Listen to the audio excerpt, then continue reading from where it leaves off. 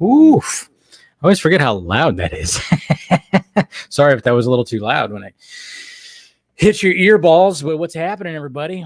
That sun is shining through, so I'm a little brighter right now. But of course, it'll get darker soon. But that sun's reaching, because it's coming through that way. My window faces west. But anyways, guys, how we doing? I know it's like, hey, weren't we just here doing this? Of course we were. Of course we were. And I was drinking wine. Exactly. But this time, is that the right one? Probably not. Anyways, but yeah, we're doing the, I haven't done one of these in a little bit, but, if you're part of the Patreon or you're part of the members program, whatever the hell they call it, the membership, the Film Junkie members, if you're part of that, and you want to chat a little bit, come on, chat. Let's have some, let's talk about some things. Let's talk about Rebel Moon and the fact that people got to see Rebel Moon Part 2 last night, and the fact that Zach mentioned something about the director's cuts that is pretty funny. That is the fact that they're NC-17. Hilarious. And I just love that. And then, we'll talk about all kinds of things. But, I was just figured you have Zach talking about Rebel Moon director's cuts getting an NC-17. So it's just funny. It's funny because if you think about it, it's like, okay, we're all anxiously awaiting for his actual cuts, but he's going to have to scale even his actual cuts to get it down to an R rating. So it's interesting. It's an interesting little thing right there. That's the wrong broadcast. Damn it. I got the Giants game on right now. Of course, they just started right now, so I won't be distracted, I swear. But yeah, we'll talk about that. And then Colin Farrell basically saying that, what we all kind of figured when we saw the trailer for The Penguin, he basically in a new interview said that, if this was a movie and it was out in theaters, it'd be definitely rated R. And it's like, yeah, we could kind of tell that it's definitely going to be rated R. So anyways, okay. Sipping on my wine, of course, that I was sipping on last night. Good times. Well, yeah, like I said, if you guys want to, if anybody wants to join, if you want to join, I mean, like I said, this is just, showing some appreciation to the people that are adding some support when it comes to the memberships and the Patreon. So, if you want to, if you're a part of that, and you want to come on and, ask some questions, chat, do whatever, whatever, man, that sun's just coming in bright right now. Look at how bright I am. Crazy. It's 6:00. So But yeah, and and anybody who is part of the Patreon or the membership program, and you don't want to come on. I mean, you don't have to have your camera on either. If you don't want to have your camera on, you can do that too and just talk. But I still appreciate you guys. Still appreciate the added support when it comes to all that. All right, let me see here. Make sure I got my background. Got everything I want. Yeah, I think so. Okay. And you'll see some familiar faces too, but Eric, what's happening? Hey man, been a while. Been a little bit. How you doing? Yeah, I'm doing pretty good. As you may remember, a couple weeks or so ago, I was in the process of moving, so that's all well and good. I got all my stuff in the new place, and here's my new place. Nice. Yeah. I see you're right next to your AC unit.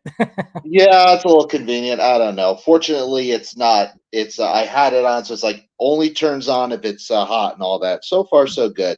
And Sure. anyway, so for tonight, I got a blast from the past. This is the old school green bottle Coke. Nice. Tastes better, right? Doesn't that taste Oh better? yeah, it certainly does. Okay.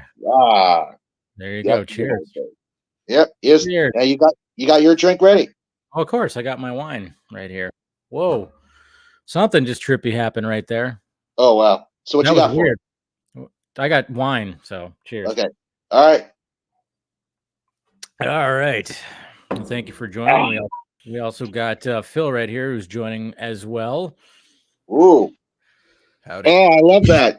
I know you came in with some vape. Right nice. Made it mystic. Yeah. And what you got drink wise, Phil? Gatorade. Gatorade. Yeah. Well, hey, that's cool.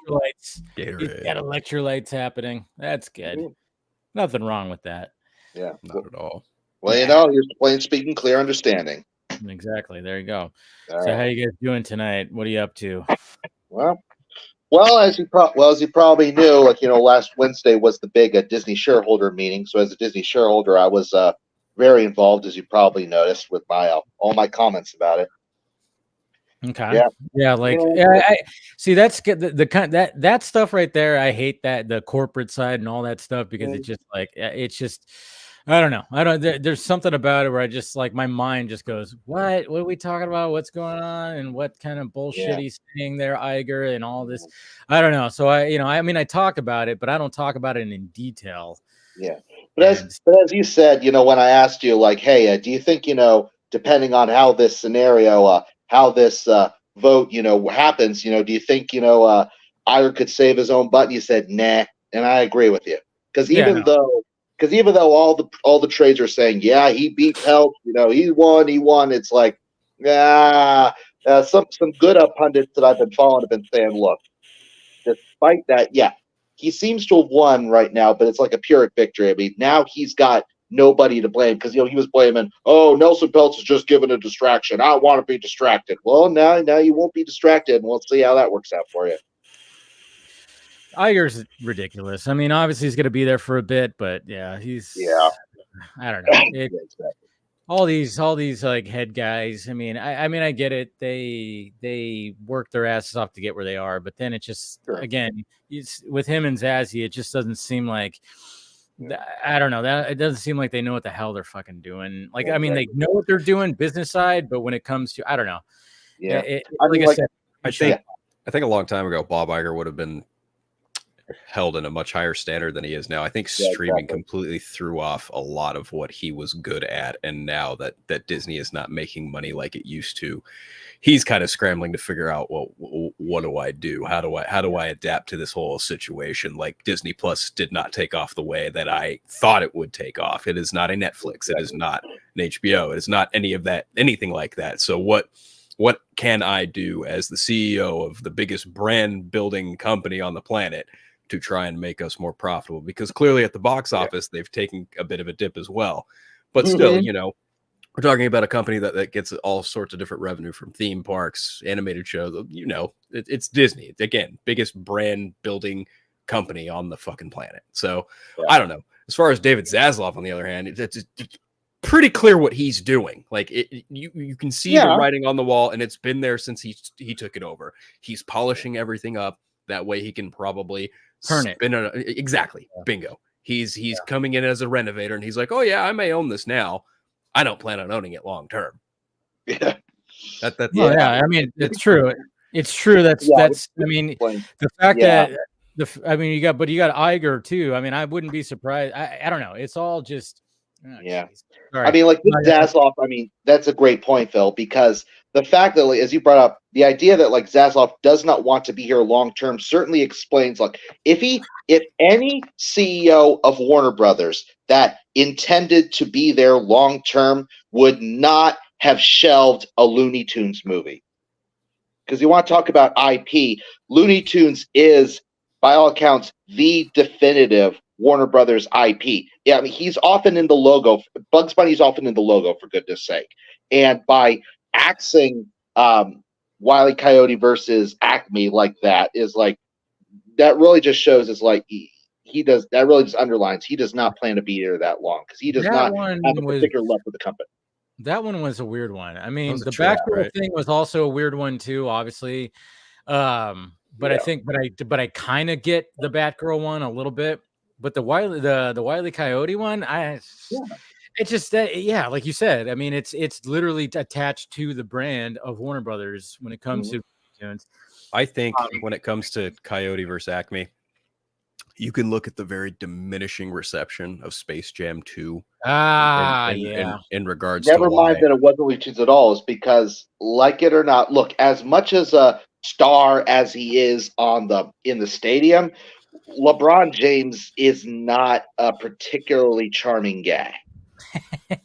Well, I think that first film, there was a lot of magic captured there between. It really was. It was like a Who Framed Roger Rabbit situation, but you've got fucking Michael Jordan, like one of the greatest, if not the greatest basketball star of all time. Yeah, coming together to make a movie about basketball and Looney Tunes. It was, it was a lightning in a bottle situation, a thing that does not happen often. And then you had Bill Murray that was also in there. Right. There was a lot of things that were firing up. I mean, I'm not going to say like both LeBron James and Michael Jordan, they're not good actors. I mean, they're not. I mean, they just do their thing. But it's so weird because, like you said, you brought up Roger Rabbit. That was such a magical thing. I was surprised that there was not a follow-up, and I think there might have been maybe a sequel.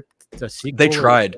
They tried for a long time to get a sequel off the ground for that, but anytime a sequel got passed or a script happened, someone was like, no. And I get it. I mean, that's a very tough movie to even try and do. I mean, now, if you ask me, if you wanted to do a sequel to Who Framed Roger Rabbit, I feel like the best route to go down is it's all in the title. It's Who Killed Eddie Valiant, and Roger Rabbit is now in the Eddie Valiant space. Like he is the drunken, fucking disheveled detective who's no longer the happy-go-lucky rabbit he once was. Now it's up to him to figure out who killed his partner, Eddie Valiant, and that's how you justify not having Bob Hoskins in the movie too. True. But, that's just. But I mean, it just when you watch that movie, even to this day, I mean, I don't even. It's been a while since I watched it. Maybe I'll watch it tonight. Now that we're talking about it. I don't know. Good one. But I mean, when you watch some of this stuff, you go like, "How the fuck did they pull this off?"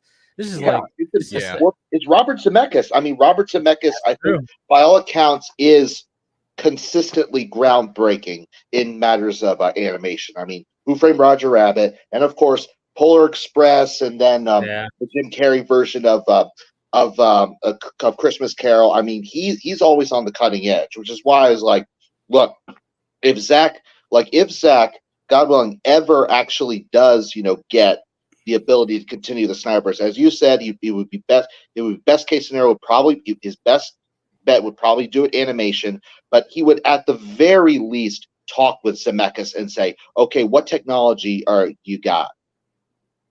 Yeah. True. And then, of course, I like how what Ted Fitzpatrick said is that Jessica Rabbit was too sexy nowadays. Unfortunately, she's very. I mean, let's face it. When you're a kid watching that, even as a cartoon, you're kind of going like, "Why am I feeling feelings?" Could not be made today, probably. Yeah, I know that's the thing. Well, I mean, look what they did with Space Jam. They had to they couldn't make what's her name? What's the female bunny? Lola. Lola. That's right. They kind of didn't make her look as. I mean, I didn't really care because I'm like, it's a cartoon character. I'm grown up now, and I don't like, I don't. But I know there was a big stink about that where they like had to like. And I'm like, I really didn't care. But at the same time, it was just like, all right, this is where we are now. It's like the fact that they found her. Oh no, we can't make her look like she did in the first movie because that's just that's the I don't know what the reason was and all that. Yeah, so it was very interesting. I'm like, it's a cartoon character. We gotta protect the kids' eyes. Cover your eyes. Cover your eyes, sweetheart. Yeah. But I remember watching Space Jam 2 and just going, yeah, this sucks. I didn't like it. I mean, the first one was like, again, it was good for the time. Michael Jordan was, I think he was like getting close to his first retirement. And, yeah, that's what the movie's about. It just worked. It just flat out worked. It wasn't anything like I said, he's not a good actor, so it's like but it's Michael Jordan and a bunch of Looney Tunes and then Bill Murray. And it's like it just worked. It's just like you said, lightning in a bottle. And then they had that Looney Tunes movie with Brandon Fraser, right? I forgot what that one was Back called. in Action. Yes. Back in Action. That one was not well received either. And it's between that and Space Jam 2, that to me at least feels like a reason, not the reason why they would pull the plug on Coyote versus Acme. It's even funnier because like Who Framed Roger Rabbit, when it tested initially, it tested very poorly. And Zemeckis was even just like, I don't care. I'm putting this movie out. The test audience is full of shit. Like he was pretty adamant on his movie, like being better than the tested audience had perceived it to be. But then again, this is circa 1987 or 88, somewhere before the movie released, right? So I don't know. I also like when I think about Space Jam initially, like I'm kind of brought back to my childhood a little bit because my dad, who used to be a vendor over here in Sacramento at the Arco Arena before they tore it down, when I was a kid, he'd sell like merchandise for the Sacramento Kings and stuff. But one night he came home. He's like walking out the door and someone goes, "Hey man, can you hold the door?" My dad's like, "Oh sure." He holds the door and he turns around. It's fucking Michael Jordan. Oh wow. And I was like, he came home and he was like, "Hey, guess who I got to hang out with for a little bit after work?" And I was like, "Who?" He goes, "Michael Jordan." I was like, "What? You met Michael Jordan?" This was like right before or after like we had seen Space Jam. So it was literally very, very close in that time frame. And I'm just sitting there just absolutely fucking mind blown. Like my dad met Michael Jordan, right? Like I was just that's pretty crazy. Ecstatic. Yeah, it's pretty intense. That's pretty crazy. And then we got somebody that's going to be joining right now. You know him. Scott! Hey, Scott. I love your profile picture is awesome, by the way. Yeah. I just love the fact that was something that I think Steven screen grabbed it, but just that look that Callum and I were giving each other, like, who are these bozos? That wasn't after he spilled your beer? No, this was not that night. Okay. Hold on. Yes, Declan, I'm going to get you a message. Oh, nice. Yeah, my family, while I was at work today, they went to Maxwell Air Force Base and saw an air show.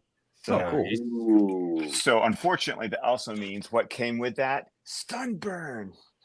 Oh, so you got some burnt children?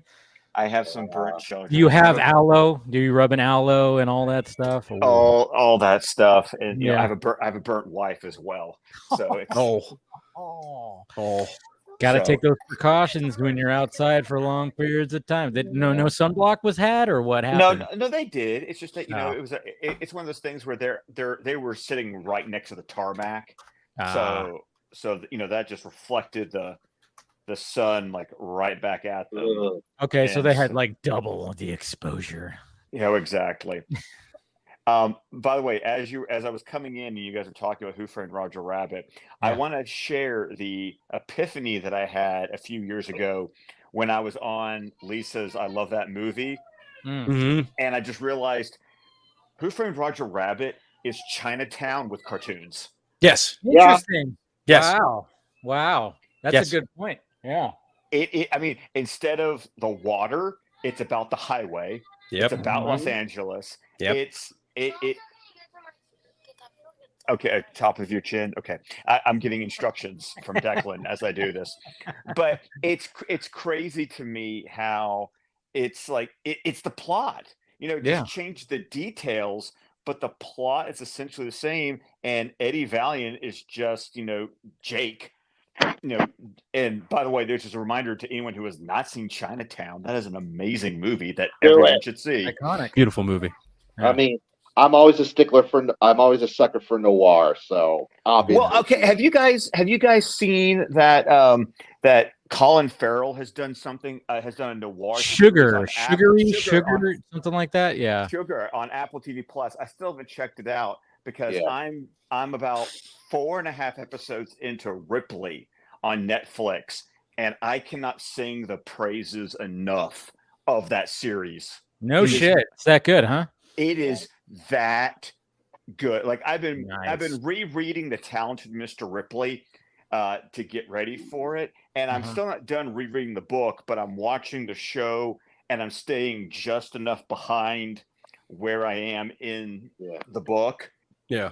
And it is crazy how faithful that series is, with some nitpicky details changed here or there, to the book, and I am adoring it because I enjoy the 1999 film with Matt Damon, but there were choices made that I go, that was a choice. Yeah, I see what the director was doing, because the director also wrote the screenplay. Yeah. And it's like, I see what you were trying to do, but that wasn't what the book was trying to do. And it's just amazing to watch this series. And it just goes again to tell me that books should be adapted as television series. Yeah. Like, they really, depending on how big they are, or they should multiple parts, like what what's going on with Dune. It's like, hey, like at least divide. No, go to your room. Sorry. Because like you can't compress. In order to make like a movie adaptation of a book, you really have to compress what's going on. Like, case in point, David Lynch's Dune.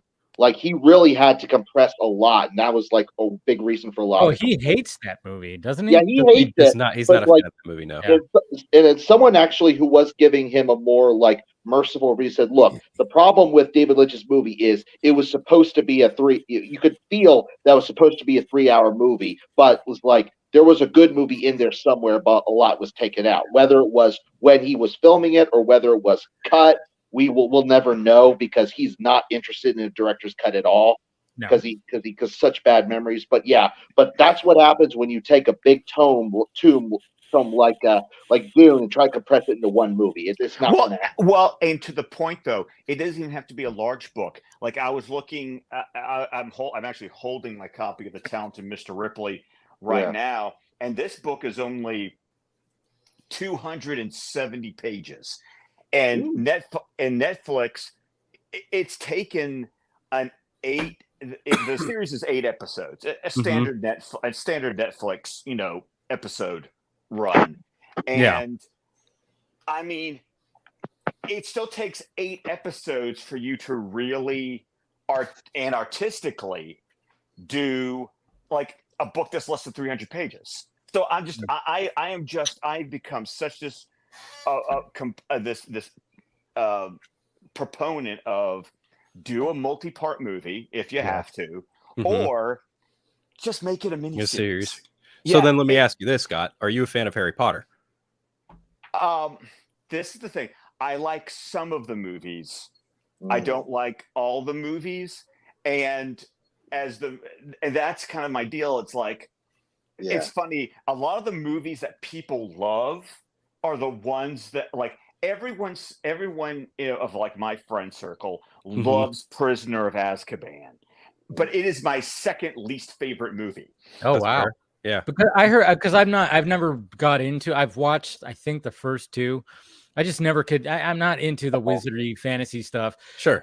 I've said that many times. So, but I mean, I get like the draw, but I always heard that the third one was always like, oh, they went darker in that one. Or Well, they did. They made did. some choices. They It gets did progressively they did darker. Yeah. They do get progressively darker. The third movie went very much darker, and it definitely has a director's touch to it. Mm. It's Alfonso Cuarón. Yeah.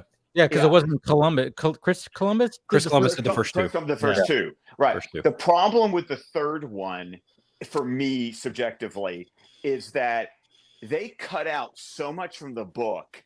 I don't understand how someone watching that movie who hasn't read the book understands half the things that end up happening, because they don't explain, like, the backstory gets like completely cut. And then moving forward, it's like, well, you left out all these details that you never told us. Mhm. How is that going to make sense? Yeah. Going forward. And so that's, and also the fact that the third movie, because it was the first time they changed directors, there was no continuity. So the third movie looks so different from the first two. Yep. Yeah. That I struggle. I struggle with that. I know people complain about David Yates being a director, but at least once he started, but once David Yates took over, at least the movies stayed consistent. Like, you felt like all these movies were happening in the same universe, at least. And I know that seems weird, but I guess when you're adapting a book series, I want that consistency. Sure. Yeah. I mean, for me, it's like those movies. My biggest issue actually is with the fact that David Yates cut out so much of 5, 6, and both parts of 7. Like that's actually some of my biggest issues with those movies. My favorite's actually Goblet of Fire. I like that movie and the book. That's my favorite book. Thus, it's also my favorite movie. Yep. Nice. 100%. But I know for example, while I haven't like full on read the books, my sister has though, and Half-Blood Prince in particular is the one that is the arguably considered the most different from the book. No, they Half-Blood Prince, they made all that crap. Like the problem with Half-Blood Prince is it is a great book, but as you read it, you're like, there is no freaking way you make no way you make an interesting movie out of this, because there's not a lot of action. Yes. There's not a lot of visual. It's a lot of exposition, but in a book form, the exposition is done in a very the highest point of that book for me anyway, like the highest action-y point you get is 2 points. One, when Harry and Draco have their face off in the bathroom, and it's the Sectum Sempra spell, number 1, and then number 2, the finale where Cerberus offs Albus Dumbledore. Those are literally the 2 biggest action set pieces you have in that entire book. Other than that, the book is literally just, we're setting everything up for Deathly Hallows. Right, you're getting Voldemort. Basically, the point of Half-Blood Prince is, let us give you the complete history of Voldemort. Yep. Yeah. Yes. And as a book, that works. Mm-hmm. There's no way to turn that into an engaging movie and be faithful. The problem was that then what they did was they invented so much BS, whole cloth, to pad out the movie. Yeah. The rom-com stuff, I burned that with fire. Boy. Burned that with fire. That sounds fun. I found it funny, but it's like, and my sister found it like acceptable, but it's like, but yeah, you understand, like, if you are like faithful to the books, like, I can understand, like, it's completely new stuff, and it's like, wow. The thing that really chapped my ass about the 6th movie was the fact they completely gloss over Dumbledore's funeral. I hated that. Yeah. Well, the Half-Blood Prince is actually the only movie I didn't see in theaters. No shit. Really? Yeah. Wow. And by the way, like, your point about like some of these books, as great books as they are, you just cannot adapt what's in them into a movie. And honestly, that really truly does explain why the Chronicles of Narnia franchise, like, it stopped after the 3rd movie, after Voyage of the Dawn Treader, because if you've ever read Voyage of the Dawn Treader, it is so episodic. Like, frankly, it would have worked beautifully as a miniseries because everything that happens in the book is so episodic. Like, there is no real unifying plot except other than they're on this voyage and they happen to be looking for the Seven Lords. But there's no one big unifying conflict surrounding that. So the movie, they invented a unifying plot out of thin air, out of the clouds or whatever. And it's like, and I'm watching the movie, I'm like, as a fan of the books, I'm like, I understand why they did it, but it's, you can tell, like, again, that movie was not going to do as well as the others, and that's why they didn't go beyond it, which is sad because Lion the Witch of the Wardrobe the movie was just mwah. Prince Caspian, it was acceptable. Voyage of the Dawn Treader was okay. Well, I mean, they are doing a series now when it comes to Harry Potter. That's a new thing. I mean, and they're doing that with Chronicle and Narnia. So I think they finally realized, like, hey, you can't do this in a movie. But hey, we got William also showing up right here. Sorry, I'm supposed to be hosting a stream. I know. I was like thinking about that. I'm multitasking. The stream is wrapping You up. were totally multitasking, and I saw you show up. I was like, oh wow. So are we on your show too now? No, Brad's doing the scary movie. He's wrapping it up. They should be at the end credits now. Okay. You love torturing that man, don't you? Making him wrap up Scary Movie 5. All right. So mean. That's what you guys are watching. No, but one of the things I wanted to bring up too was the fact that I do have William's link for AFSP. I just posted it in the chat right now, and I pinned it. So if you guys want to send some money over there, they just got over 11,000 today, right? That happened. We just raised beginning of the day doing these last two streams 850, so that put us at $11,200. So that's what 3,800 away from our final goal for this campaign. It would be 15,000. So there you go. I just posted it right now. So yeah, go ahead and send some money that way. Hey, where you can shoot for 20,000. I didn't know what my odds were to get to 5,000. We were sweating 5,000, and then when we hit 5,000 on New Year's Eve, and then it just kept rolling, and I left the goal at 5,000 even when we passed 10,000 because I was terrified. I'm like, I don't want to extend it and then not meet it. But since we have the local walk here on the 27th, we're going to go beyond April 19th. So I think we can get 15. It depends on where we're at, how many days left when we get 15. We got a screening out here at AMC on the 17th for Rebel Moon Part 2. So we may use that in conjunction with it. So that may help us along. But mostly, if people cannot donate, just sharing it helps too. Because a lot of our proceeds have come from people who are not necessarily directly connected to us. So, but that's how we've gotten to where we're at. Now, I didn't think we would, like I said, I look at that number now, especially what we did today. Like I said, we just we used Wonder Woman and Scary Movie 5 to raise $850. So that doesn't sound like something you could do, but we were able to do it. So, two very, very, very different movies. Yeah, most of it is monetizing my co-host suffering. That's pretty much where we. Hey, that's fair. Hey guys, weird question. I know this is a member stream, but because I'm doing this on my iPhone and using my AirPods, how's my audio? Sounds great. Not too bad. Fine. You're good. Okay. I mean, I'm doing mine on my Samsung Droid. So yeah, it's just one of those. I'm in my PJs, but I am going to go see Monkey Man in about 2 hours. So I am so excited. I bought some cold.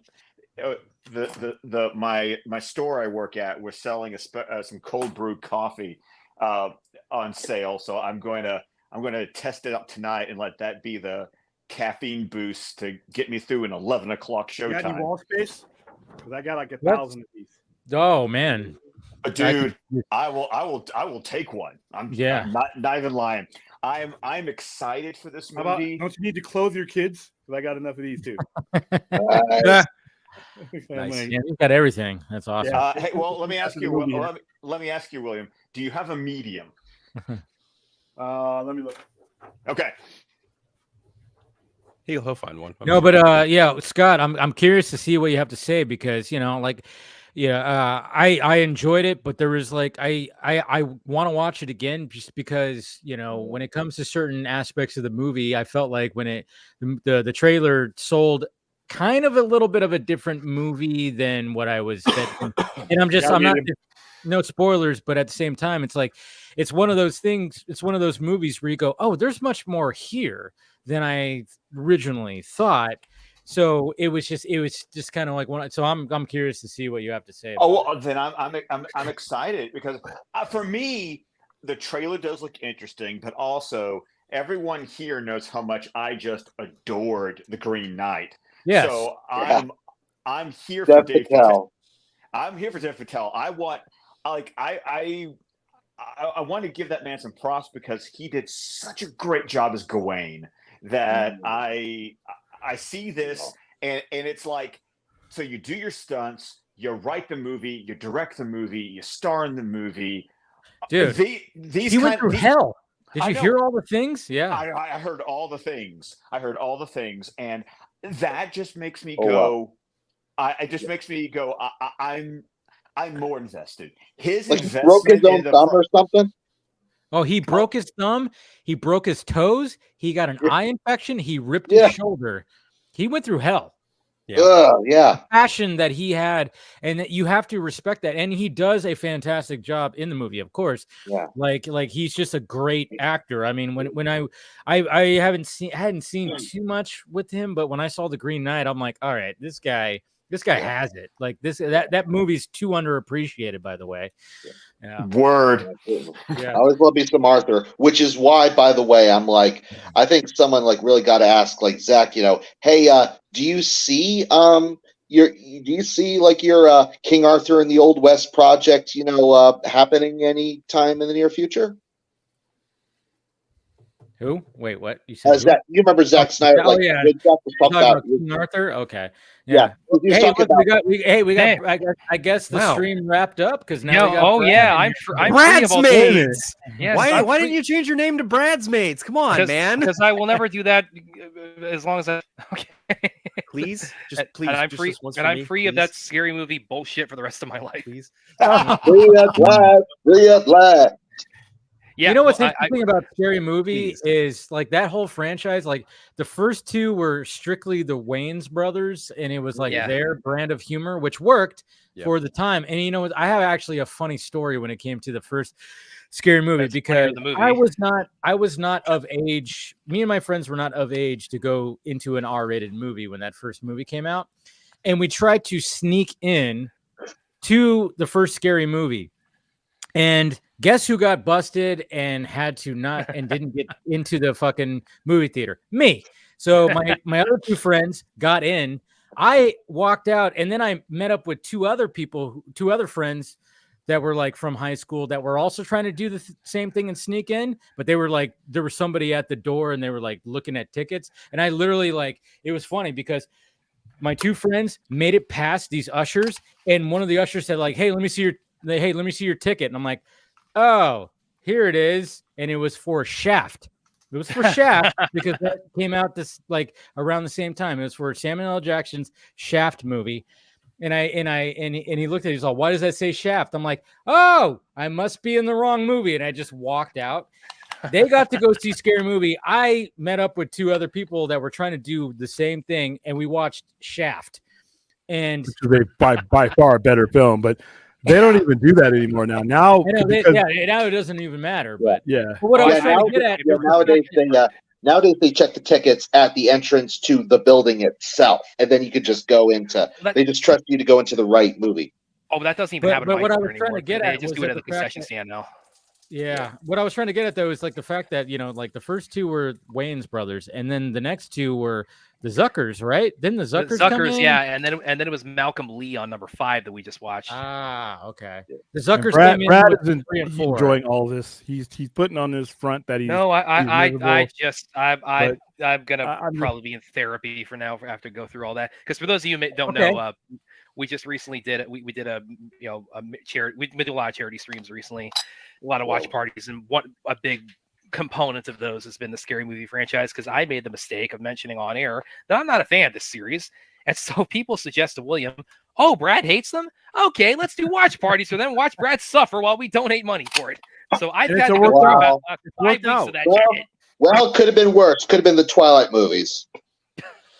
I actually enjoy the Twilight movies, so that's not going to work for me. Yeah. Oh, there you go. Because and by the way, Dave, I should mention also as we were signing off, and they are making good on this. Everybody who was on the stream with me, they decided, you know what, let's jump over in the chat on Film Junkie stream right after we finish. There we go.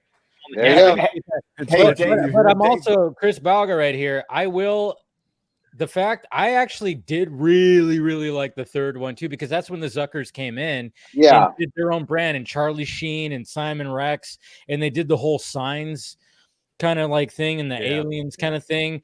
Like, I really did dig number 3. I think as much as I dug what the Wayans brothers did, and they went totally like hardcore R-rated raunchy humor. Totally. I'm surprised those didn't get NC-17. Yeah, we still got to. We'll get into that discussion when it comes to Rebel Moon. But the third one, the third scary movie, I'm with Chris when it comes to that because if you like Airplane, they did a good job of their brand of humor, and enjoyed it. But I am a sucker for the Zucker old school parody type, and I thought Scary Movie 3 really captured a lot of that. Yeah. Man, I want to watch that again now. Jesus Christ! Well, if you're a fan of him, don't go watch me talking about him, because you're gonna. If you're a fan of Airplane, you're a fan of the Naked Gun movies. Go ahead, knock yourself out. Exactly. These movies were awful for the most part. And then we did Meet the Spartans was really bad. Because you've never seen it before. We got 5 minutes into it, and William says this movie's terrible. The 8 Mile parody of 3. Come on, it was great. That one is. I didn't know 8 Mile was a scary movie. Oh, just wait. You know what? No. You know what? You could parody anything in a parody movie. It doesn't have to be a scary movie. Yeah. You know what parody movie they should do next? Superhero movie. Oh, yes. Superhero movie is actually pretty funny. I thought it was funny.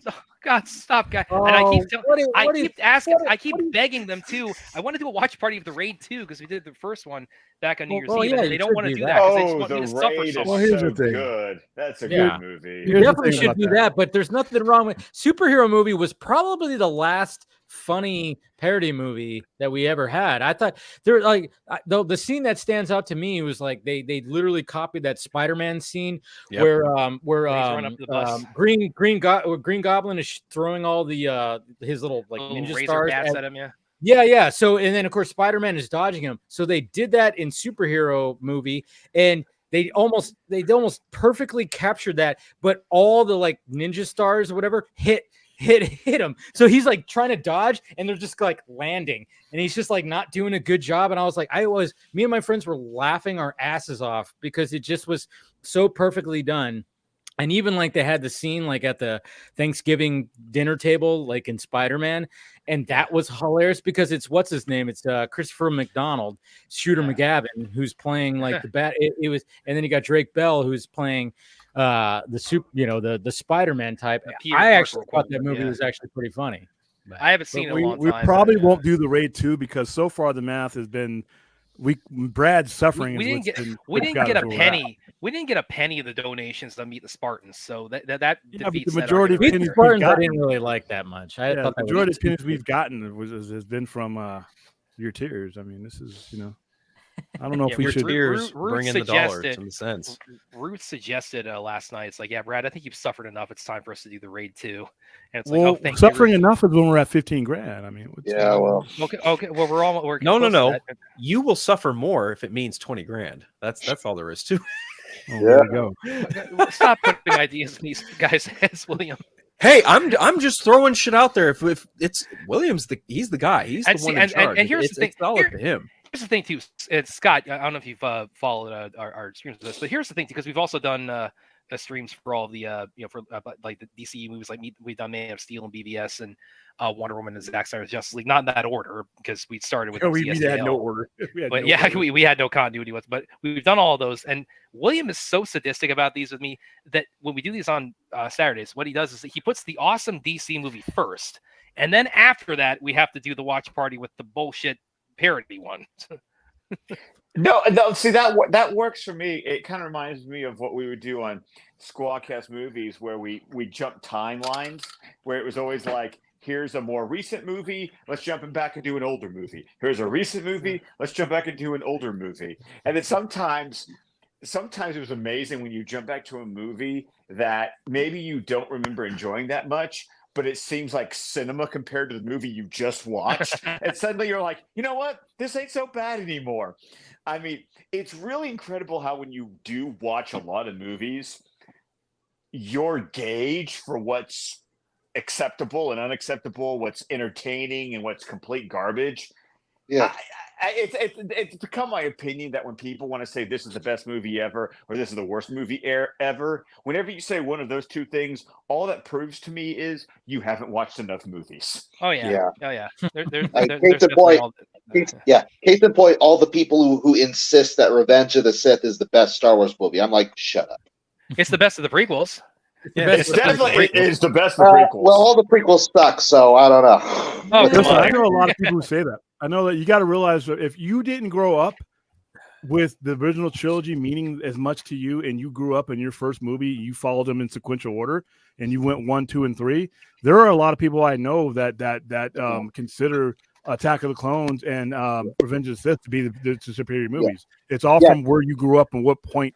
You know, because if you look at it for what it was, Star Wars was a special movie at a special moment, 1917. You know, if you were growing up and if you were like 19 years old in 1999, that didn't really mean as much to you as the newer movies that were coming out in your era. So, here's the thing: like the common argument is, well, I grew up with the prequels. I'm like, so did I.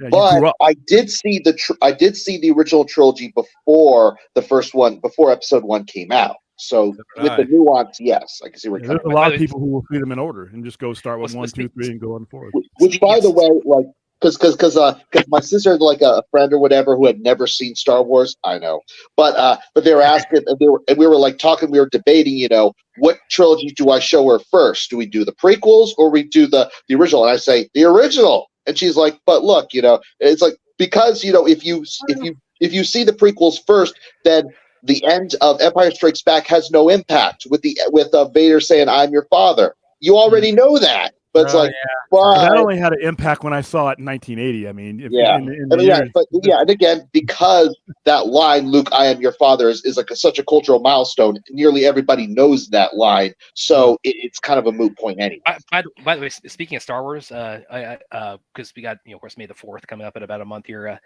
The first time I did anything Star Wars related really on May the 4th was about 2 years ago, when downtown they had a showing of A New Hope at one of the theaters downtown, and I'd never done anything like that, so I didn't really know what to expect. And this is my advice for anybody: if there's any kind of like big Star Wars event or showing or anything like that on May the 4th close to you, make sure you get down there at least an hour early, because that crowd was, I mean, that place was packed to the gills. I mean, it was standing room only. Anytime they re-release anything out in a theater, I mean, I remember like the last time I did something like that was Back to the Future, and it was a packed house, and it was so much fun because this is a movie that everybody has seen, 1,057 times, and everybody's quoting, everybody knows the lines. You could hear people like quoting it, but everybody was like laughing. Everybody was like cheering during moments as if it was like the first time we saw it.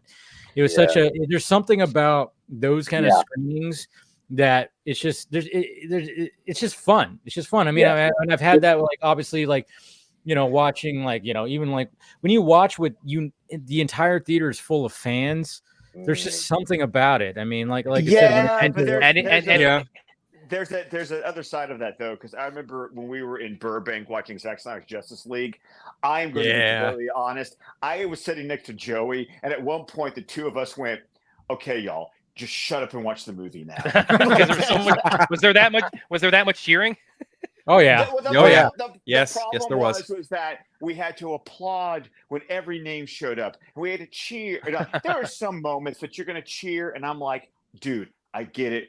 Go for it. But like when you boo, when Warner Brothers symbol shows up, or when you clap it, that was wow. I mean, I had that like with the first Snyder Con back in 2019.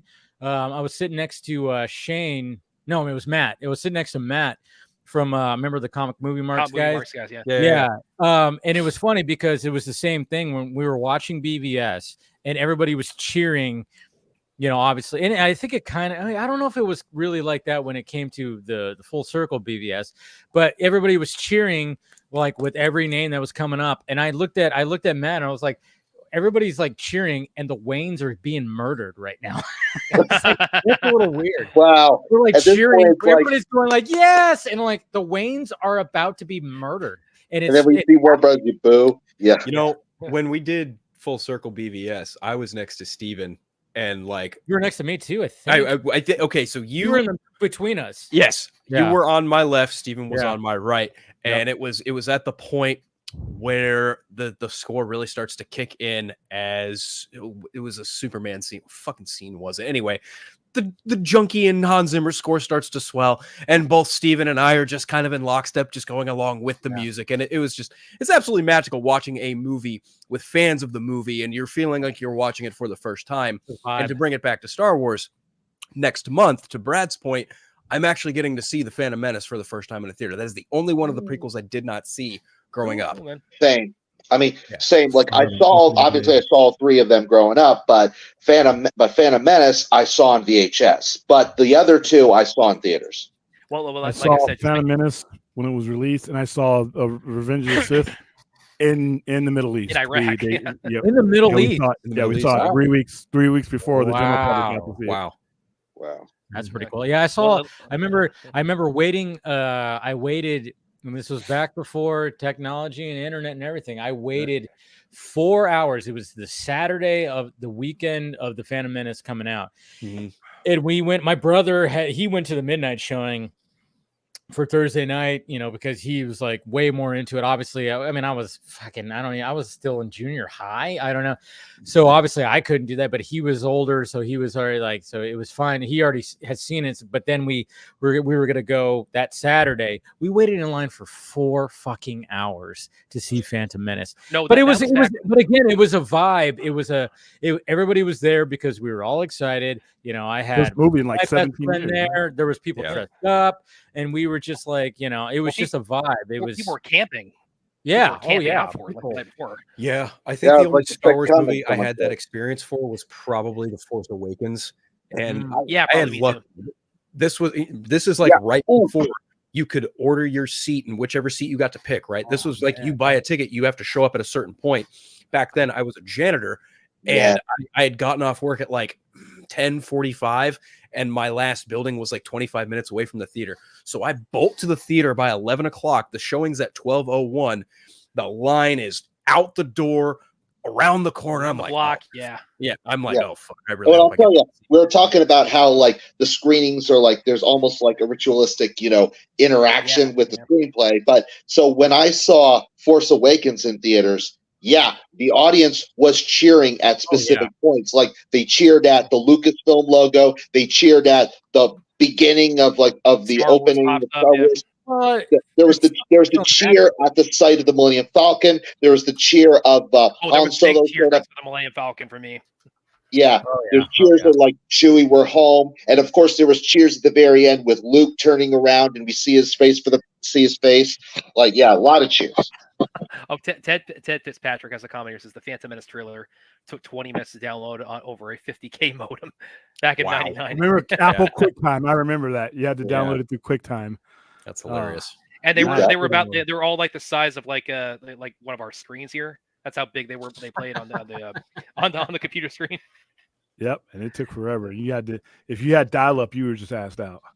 I remember watching it actually on the news. Like it was like the morning news program was like, oh, and here we go. Here's the release of the new trailer. It was like the morning news program was the the internet video where you click on the link and he goes, watch the new trailer here. Because I remember I saw Phantom Menace the Sunday morning of opening weekend. Because my dad and I were like, we're going just to avoid the crowds. We went to literally like an 11 a.m. Sunday morning showing of Phantom Menace. Then I was in college for Attack of the Clones and Revenge of the Sith, so I did the midnights for. Oh yeah. Back when you had it. I did that for Attack of the Clones. I did the midnight showing for Attack of the Clones. Oh, I was going to be there for Revenge of the Sith because Revenge of the Sith was the story that like I wanted to see the most. Because for me, it was just knowing that I wanted to see the lightsaber duel between Anakin and Obi-Wan and Mustafar. I was ready for that. Yeah. And to Eric's point, though, I grew up watching the original trilogy on VHS. I got to see. I was that generation that when they did the special editions, like the whole advertising for that was an entire generation has only watched Star Wars on the small screen. And like so going to see the special editions was like my one chance to get to see the original trilogy in a movie theater. And Honda shoot first. And then the prequels, yes, they're not as good as the originals in my opinion, but Revenge of the Sith is one that I really enjoy. But I will go with the argument that people have said. I think Steven has made this argument, and I completely agree with it.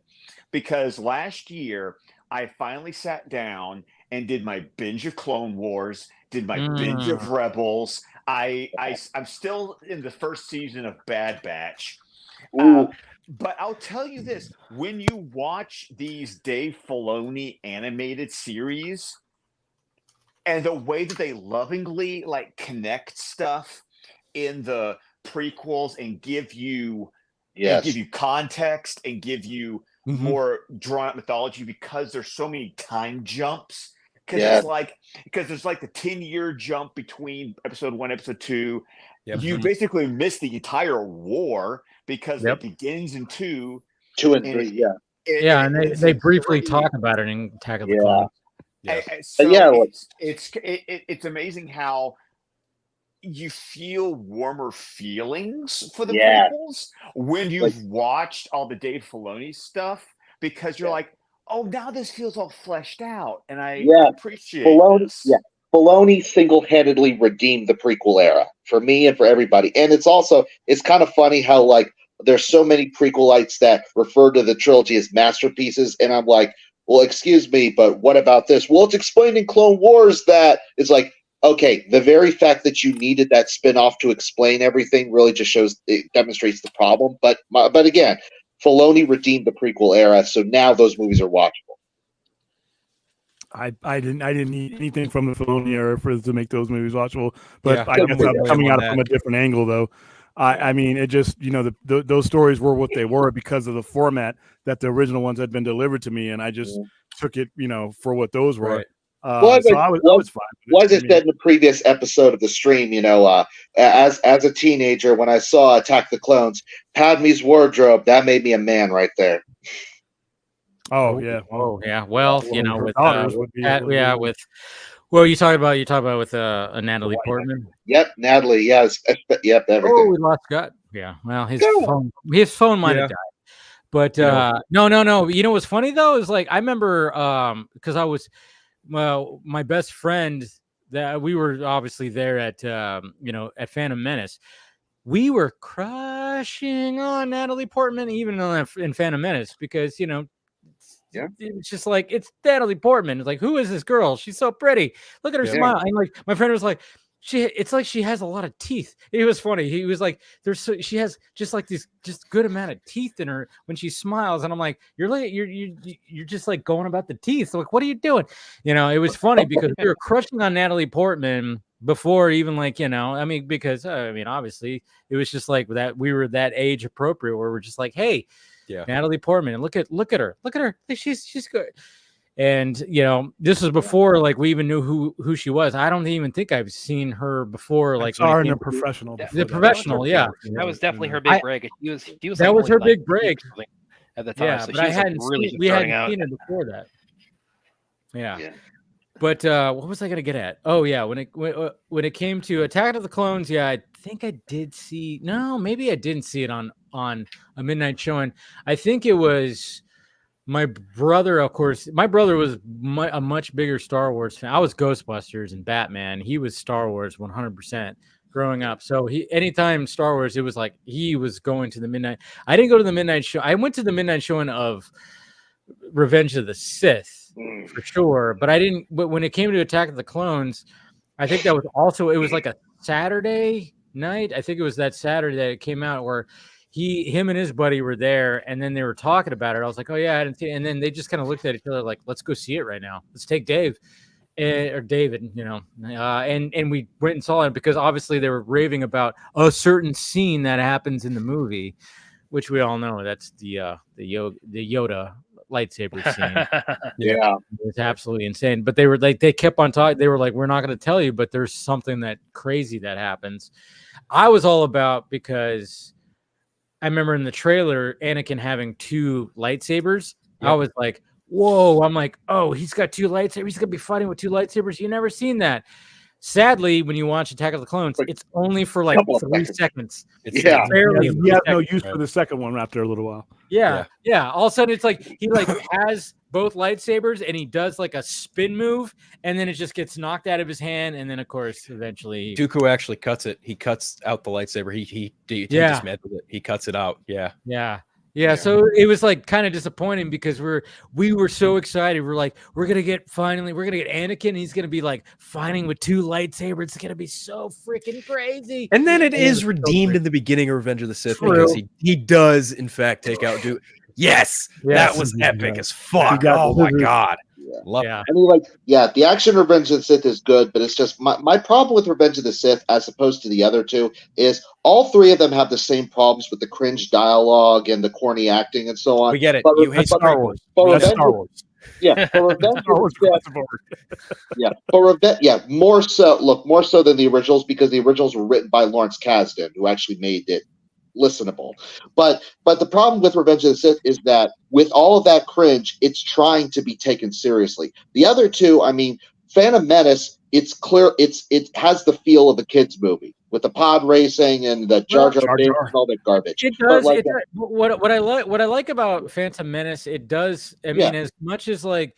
Yeah, as when it comes to Revenge of the Sith, that I like the most when it comes to the prequels. When you watch Phantom Menace, it is 100% just a Star Wars film, because they have like that whole thing where it's like, okay, you have Anakin fighting in space, you have the people on the ground fighting right there, and then you have the lightsaber duel. I mean, it's almost like the reverse Return of the Jedi, to be honest, because it's like because they have like the 3. Because like Return of the Jedi had the fight in space with all the X-Wings and all that stuff. They had the fight in space. They had the fight on the ground with the Ewoks and Han Solo and Leia. And then you had the lightsaber fight. So it very much kind of felt more Return of the Jedi, because they had the 3 different things happening at the same time that needed to all happen to work. Yeah, it's almost like a standalone spinoff. Like it's enjoyable as a film unto itself, as a fun, kiddish film unto itself. And Attack the Clones, well, look, it was a teen angst movie, so you could have an excuse for the cringe. But Revenge of the Sith, like I said, it's trying to be taken seriously, and it's got to, because it's all the darkness and stuff, but it's still got all the cringe. So like, and watching it for the first time, I was like, I'm not digging this. Well, for a kids movie, it has the single greatest lightsaber duel in the entire saga. Yes. Oh yes. So, Darth Maul taking on the music, Obi-Wan and Qui-Gon. I mean, that's the thing is like when it comes to, I mean, especially when, God damn, it's built up so well too. Like after, I mean, obviously they have like the 3-way that happens, the 3-way lightsaber fight, and then of course when Qui-Gon gets killed, and Obi-Wan's just Obi-Wan like just comes out there, just goes, dude. Just I mean, like I just off. love it when they're both like, they're like, all right, and Obi-Wan just starts like hopping up and down. He's like, all right, and they're getting ready. And that extra door opens, and oh my god, it's so good. I was like, when you watch that, you're like, Jesus Christ, this is fucking. Have you guys ever heard Dave Filoni talk about that fight in particular? No. Okay, so Dave Filoni shed some light on this. He basically lays out that this duel, the Duel of the Fates, is by and far the most important duel in the entire saga, because it's basically a battle for the fate of Anakin Skywalker's soul.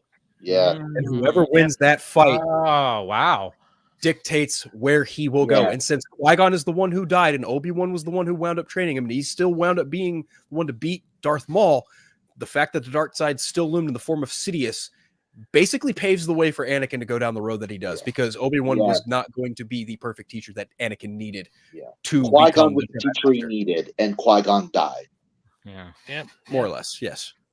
Yeah, it's weird too. It's like we tend poetry to rhymes. We tend to pinpoint like a Taken as the beginning of a Liam Neeson as the big screen butt kicker, but it's really you see the seed of that.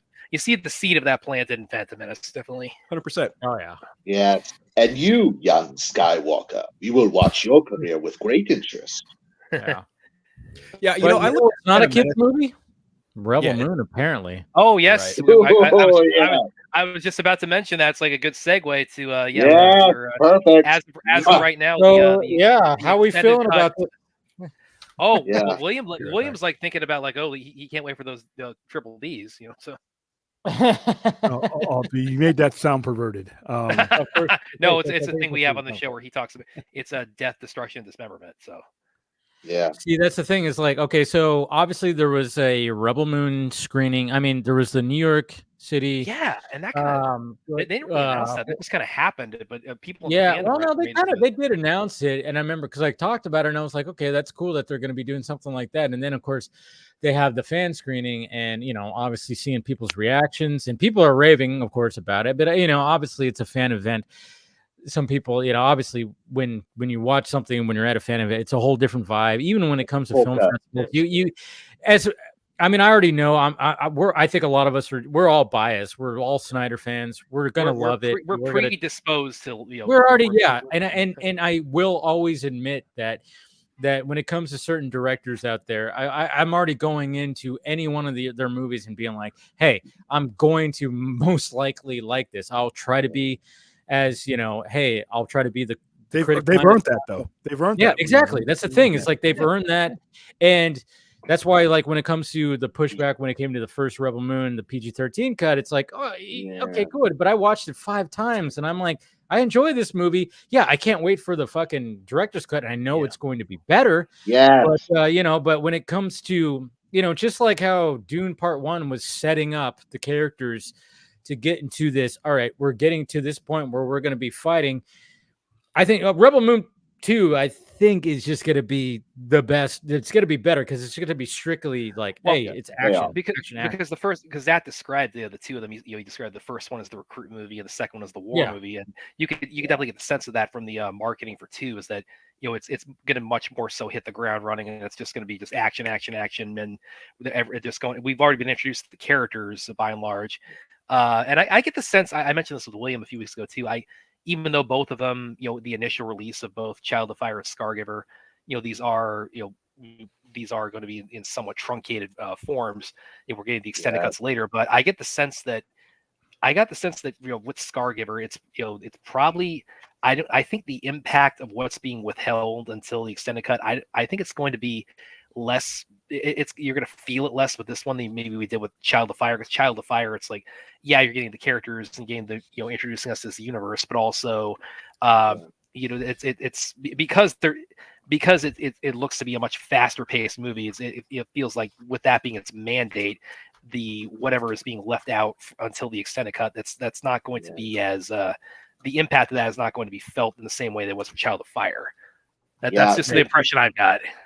Yeah, because like talking about like how truncated, as you're saying, it's like even like a lot of the more positive reviewers, like folks that love Zack Snyder stuff, like Jeremy Johns, for example, they're all saying the same thing. It's like with the first movie, it's like it was good, but I could feel a lot of stuff was missing. And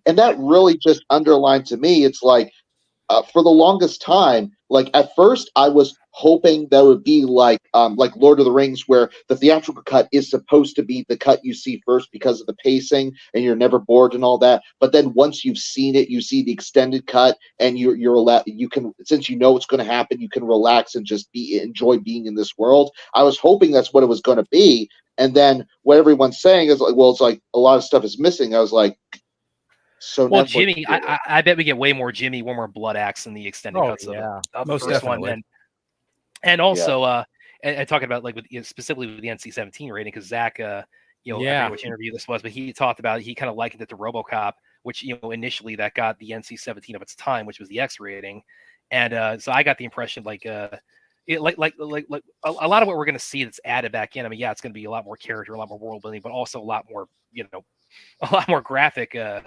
content, like in the first one. Yeah. we'll also like in the first one, like with that the thing that device they strap the guys to, where they stab them in the back of the neck and sever their spinal column. I bet that's way more I bet that is way more graphic. For sure, there's 100%. There's so much more that's going to be. Well, yeah, but I mean, this is what I retweeted. This is from president of Physical Media that said Zack and Deborah Snyder said they're still working on the director's cuts of Rebel Moon. It's currently rated NC-17 and has come down to an R. So possibly, so they're trying. So the fact of the matter is, see, this is my whole thing that I was laughing about it is, with everybody making the stink about the fact that it's like, all right, he released a PG-13 cut and everybody's like, that's not the cut that he wants. Even the R-rated cut is not. It's not R-rated yet. I know it's not R-rated yet, but like he's got to scale it down. So even the R-rated cut is technically not going to be what Snyder wanted because he got this NC-17. So that's the thing. It's like it's one of those things where it's like I'm not saying that it's like as much. It's not as crazy as it is to scale it down to a PG-13. Sure, but I just thought it was kind of funny because we're all anxiously awaiting for his definitive cuts of these movies, but even his definitive cuts have to be scaled down slightly because they were giving an NC-17 rating. Well, and now we have a Snyder cut. Yeah. Well, I would say, like, you're saying that, like, even the R-rated cut won't necessarily be what he wants. I mean, like, not necessarily. I mean, keep in mind that with Watchmen, there's the theatrical cut, there's the director's cut, and then there's the ultimate cut. But which cut? They asked Zach which cut is his favorite, and he says the director's cut. Even though the ultimate cut is longer, that doesn't necessarily mean it was his favorite cut. Yeah, why is there concern about that rating when it's a streaming movie? I'd see if it was a theatrical release. Yeah, weird. Why not just go with the NC-17 one outright and just put the controls on that, but have the one, the presentable one for the general public, still released at the same time? I could see if it was a theatrical release, but has Netflix done an NC-17 movie? They released one. Marilyn Monroe one. They did Blonde. Yeah, that was NC-17. Thank you. That one. That's the only one. You're right. But as far as the rating, because I was also thinking about it from the angle of BBS Ultimate Edition and Zack Snyder's Justice League. Those are both technically rated R. I don't personally consider those like too graphic or too those are the lightest R-rated superhero films I've ever seen. Yeah, I look at those as hard PG-13s. Yeah, they're very mild R. Like, didn't Zach say that the key reason that the ratings board made BBS R was because they didn't want Batman and Superman fighting? Yeah, blood. Ridiculous. Stupid. He's like, it's like, what do you want me to do? It's like, that's the movie. So that's what I'm kind of wondering, like, what he has to say. Like, what were the complaints when it came to, like, initially turning in, like, okay, here's like the director's cut of the first Rebel Moon, and they're like, that's NC-17. I'm like, I mean, I get there's going to be some. I mean, I know if Scott was still here, he's read the novelization, and so obviously, if you adapt that, he goes, oh yeah, there's some fucking that happens. First off, there's something with that. Something with that squid, definitely. Yes, yeah. They fucking. What's his name? What's the saying? I've seen enough hentai to know where this is going. Oh yeah, there's going to be something when it comes to that too. But hey, we got Samuel joining right now too. Hey, what is going on, man? How you doing, Sam? What's going on, guys?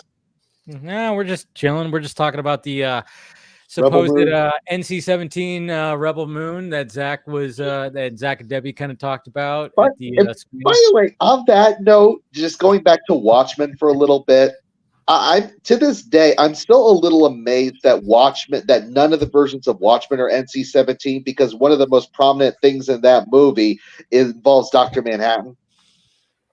Oh, yeah, he's walking around naked. Yeah, exactly. Yeah, exactly. And it's swinging back and forth. Like, how is that? There's nothing holding back. And multiple. There's multiple of him doing that. Yeah. Yeah, but I mean, you can have that in an R rating. You can have that for sure. Obviously, you can't have it where it's fully saluted, or that's You're killing me. Yeah, I know that. I mean, that's the thing. It's like there's so many weird things when I've always said, like, when it comes to full frontal nudity, it's different between guys and girls because you can have, like, obviously you always have to have. I mean, and I think even Jared Leto mentioned something about you always have to have something there. You have to have some, pubis.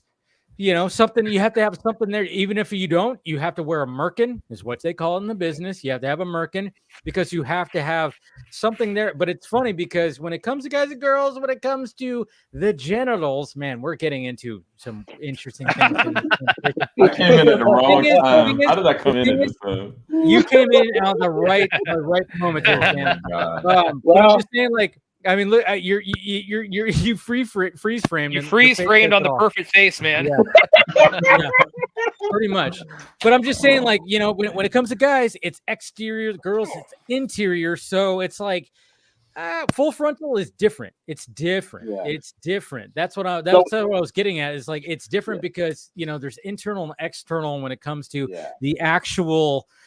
Anatomy, I guess. So, in other words, with the NC-17 cut, we can expect Sophia Patel a full frontal? Is that I don't know. Maybe. Who knows? Somebody's going to be full frontal. It's Jimmy. Maybe they put a robotic. Full frontal robot. Okay. Yeah.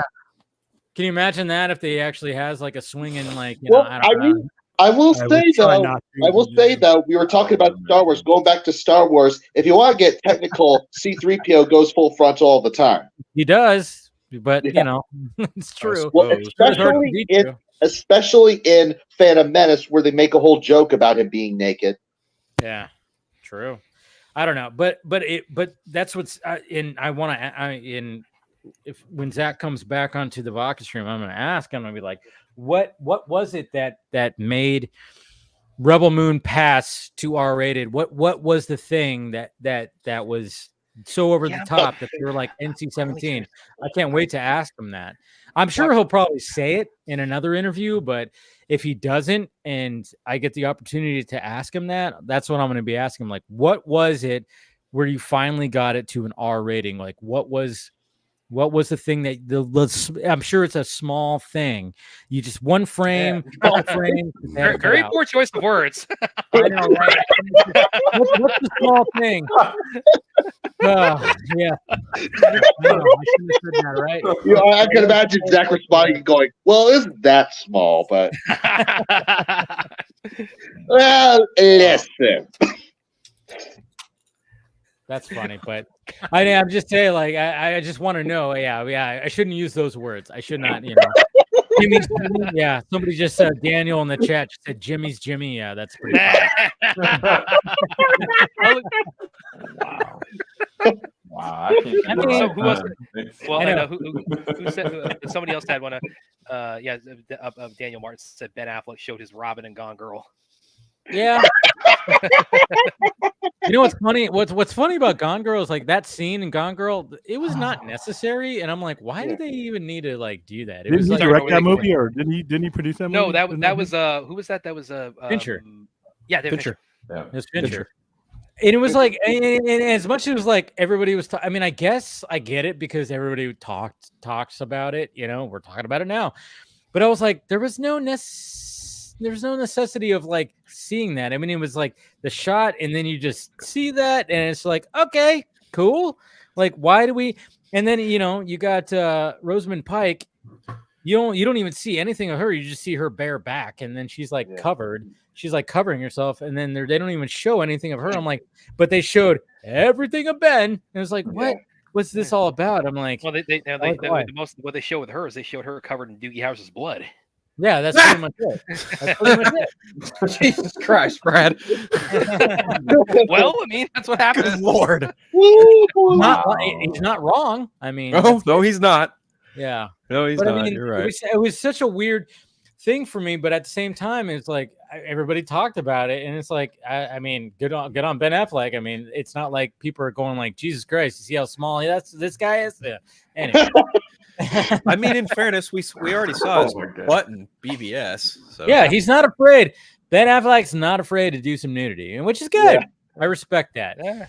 You know, Yeah. I mean, Go back and watch that beginning of Reindeer Games. Oh yeah, that's right. Oh my god. Okay, Oh, well, okay, we man. probably need to shift back to Rebel Moon now. Yeah. Shift back.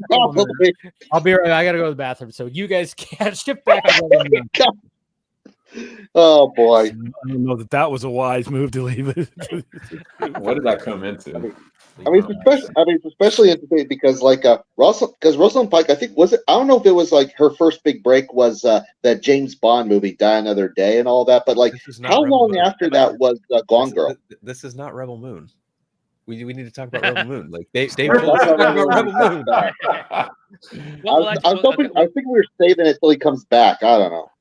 Well, actually related to that, because he had mentioned that Scott, has read the novels. I've actually been kind of avoiding the novelization because apparently it is based upon the extended cut, and I want to preserve as much of that for myself.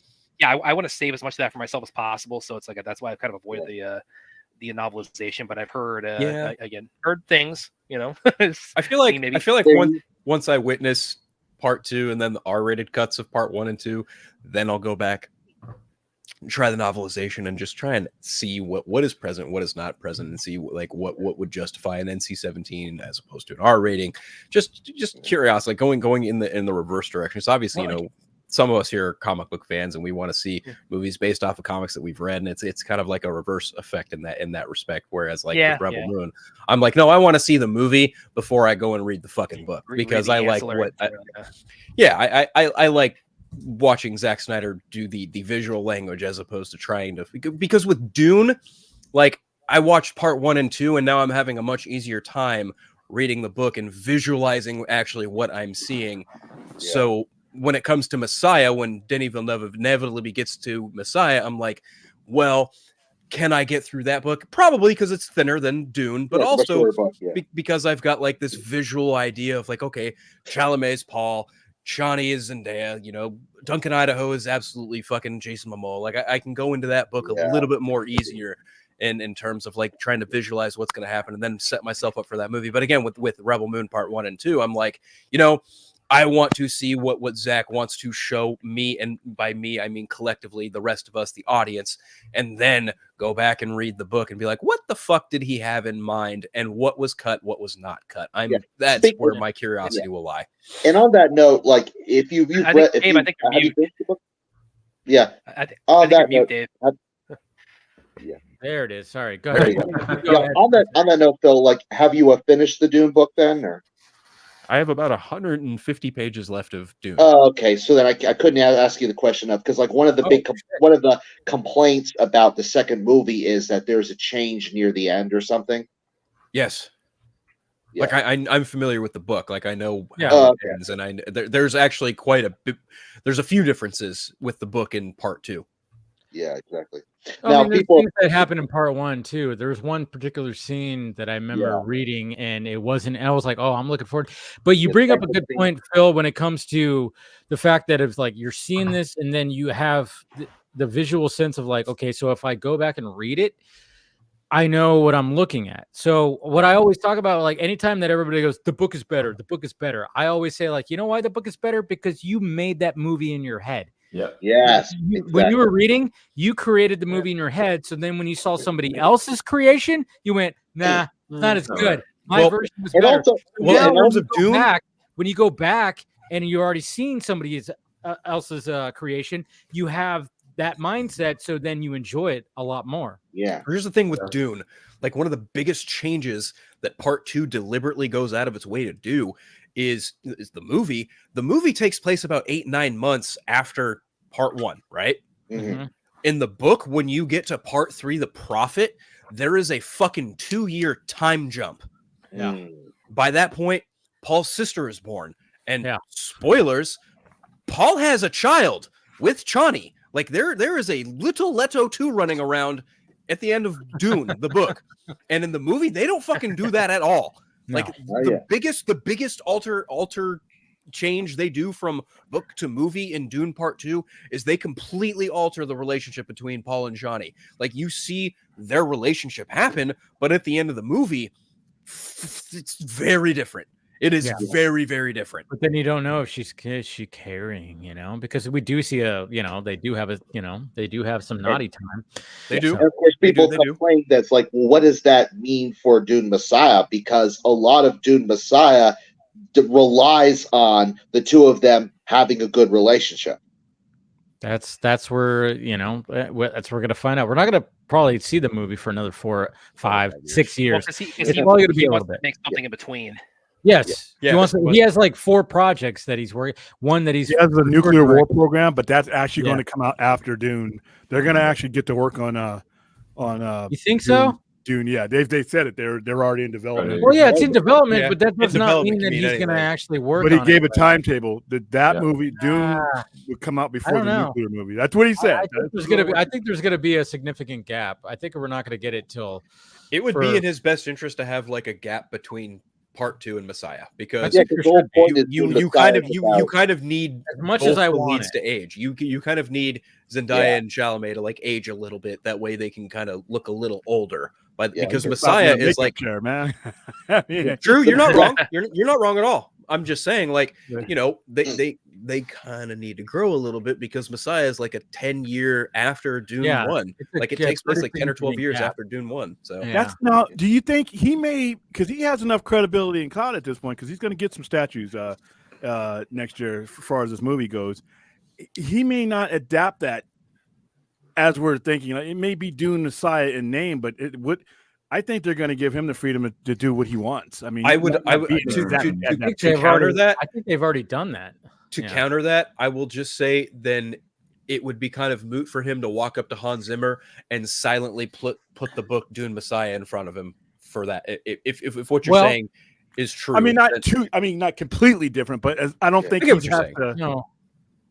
Hans Zimmer has actually said in interviews that he's already started making music for the next one. It did. Yeah. So, but a thing I wanted to bring up right here. There is somebody on this panel that has seen Rebel Moon Part 2. Oh, and it's what you got for us, man? Sorry, Sam. The only thing would be more progressive and frozen like on that. I know you can't say much. Him out. You can't say much, but I was like, because he let it be known, under the message. But you have seen Dune Part 2, have you? Or is it Rebel Moon Part 2? Rebel Moon Part 2. Rebel Moon. I saw. We've all seen Dune Part 2. We've all seen Dune Part 2. Yeah, I've seen it. Okay. Yeah. Did you like it more than Part 1? Can't say. Yep. You can't say anything. You can't even say what you thought of it? I can't say anything until April the 11th officially. Okay. Wow. All right. But I love that. I love that. See, I didn't mean to put you on the spot, man, but I just was like, I did mean to. Yes. But at the same time, I knew you couldn't say anything, but I just love the fact I'm seeing it next Thursday. So you're actually going to go? You're actually going to be I got the invite.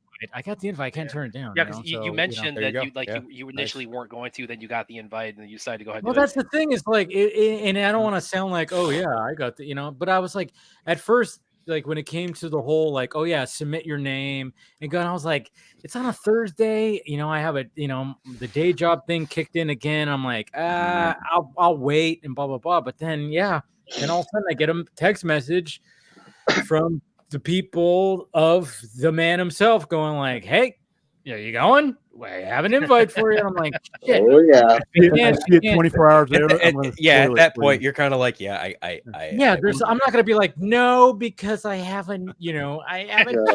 No, of course I'm not gonna do that. I'm gonna be like, yes, I'm gonna go, of course, and so I'll be there next Thursday. I'll just be a zombie at work for 8 hours the next day.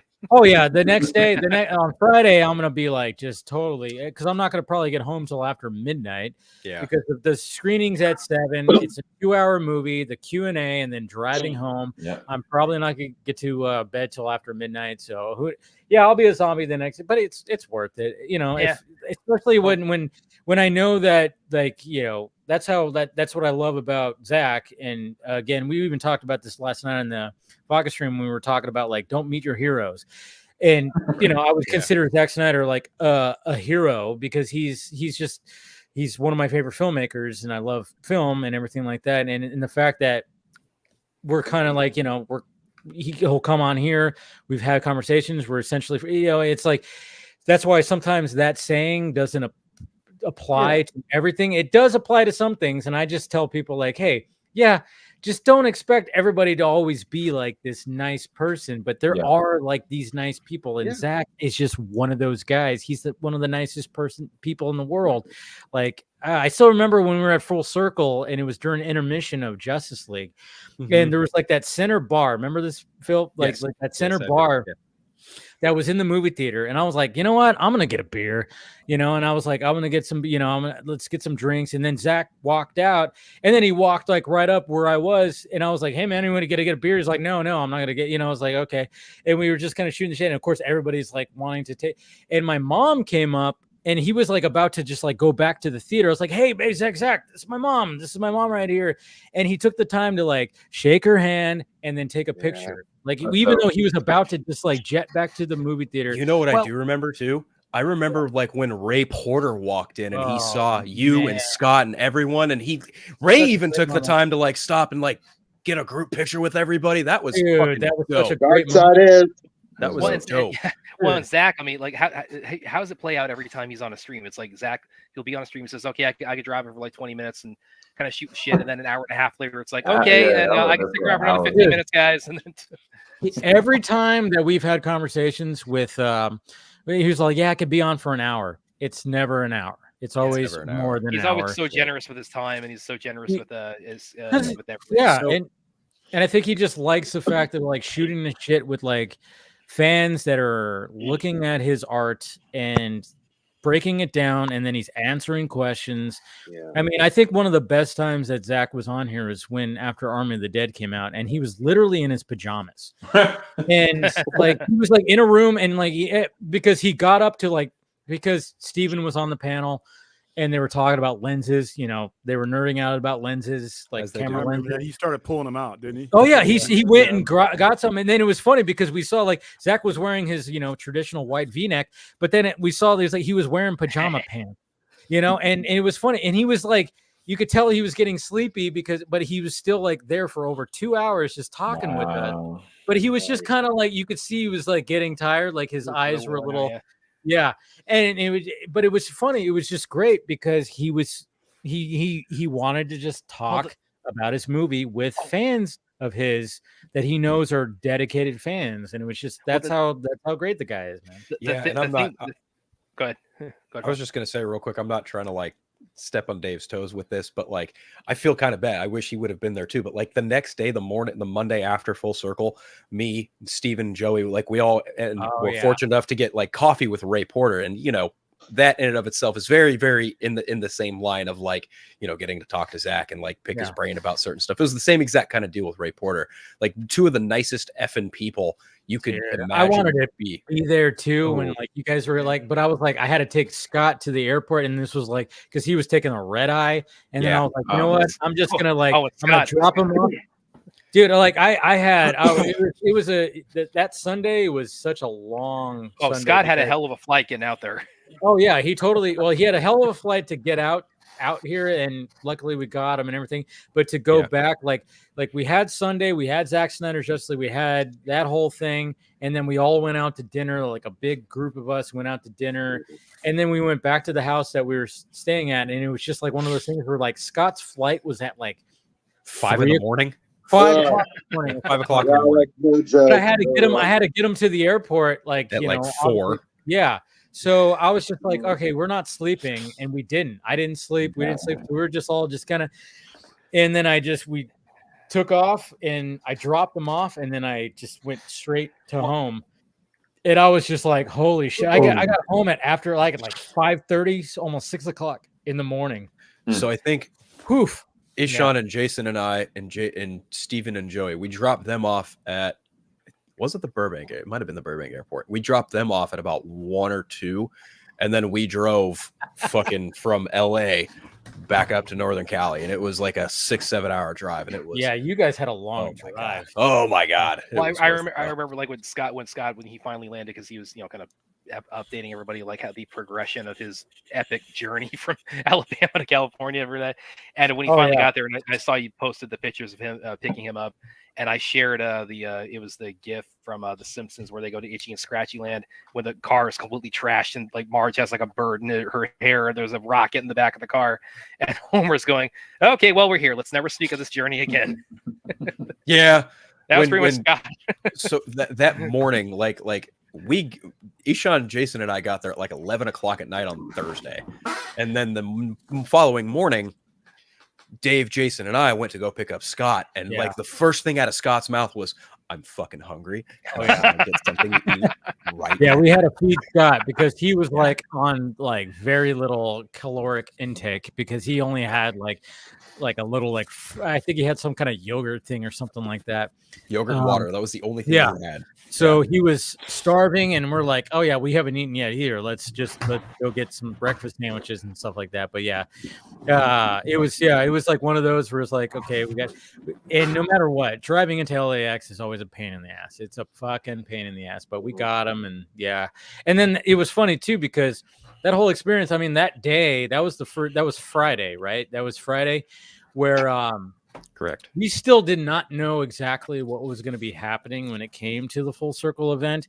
And then I remember we went for a run to just get supplies and booze. Target. Like that. Yeah, we went to Target. Yeah. And now that was when we finally found out from what's his name?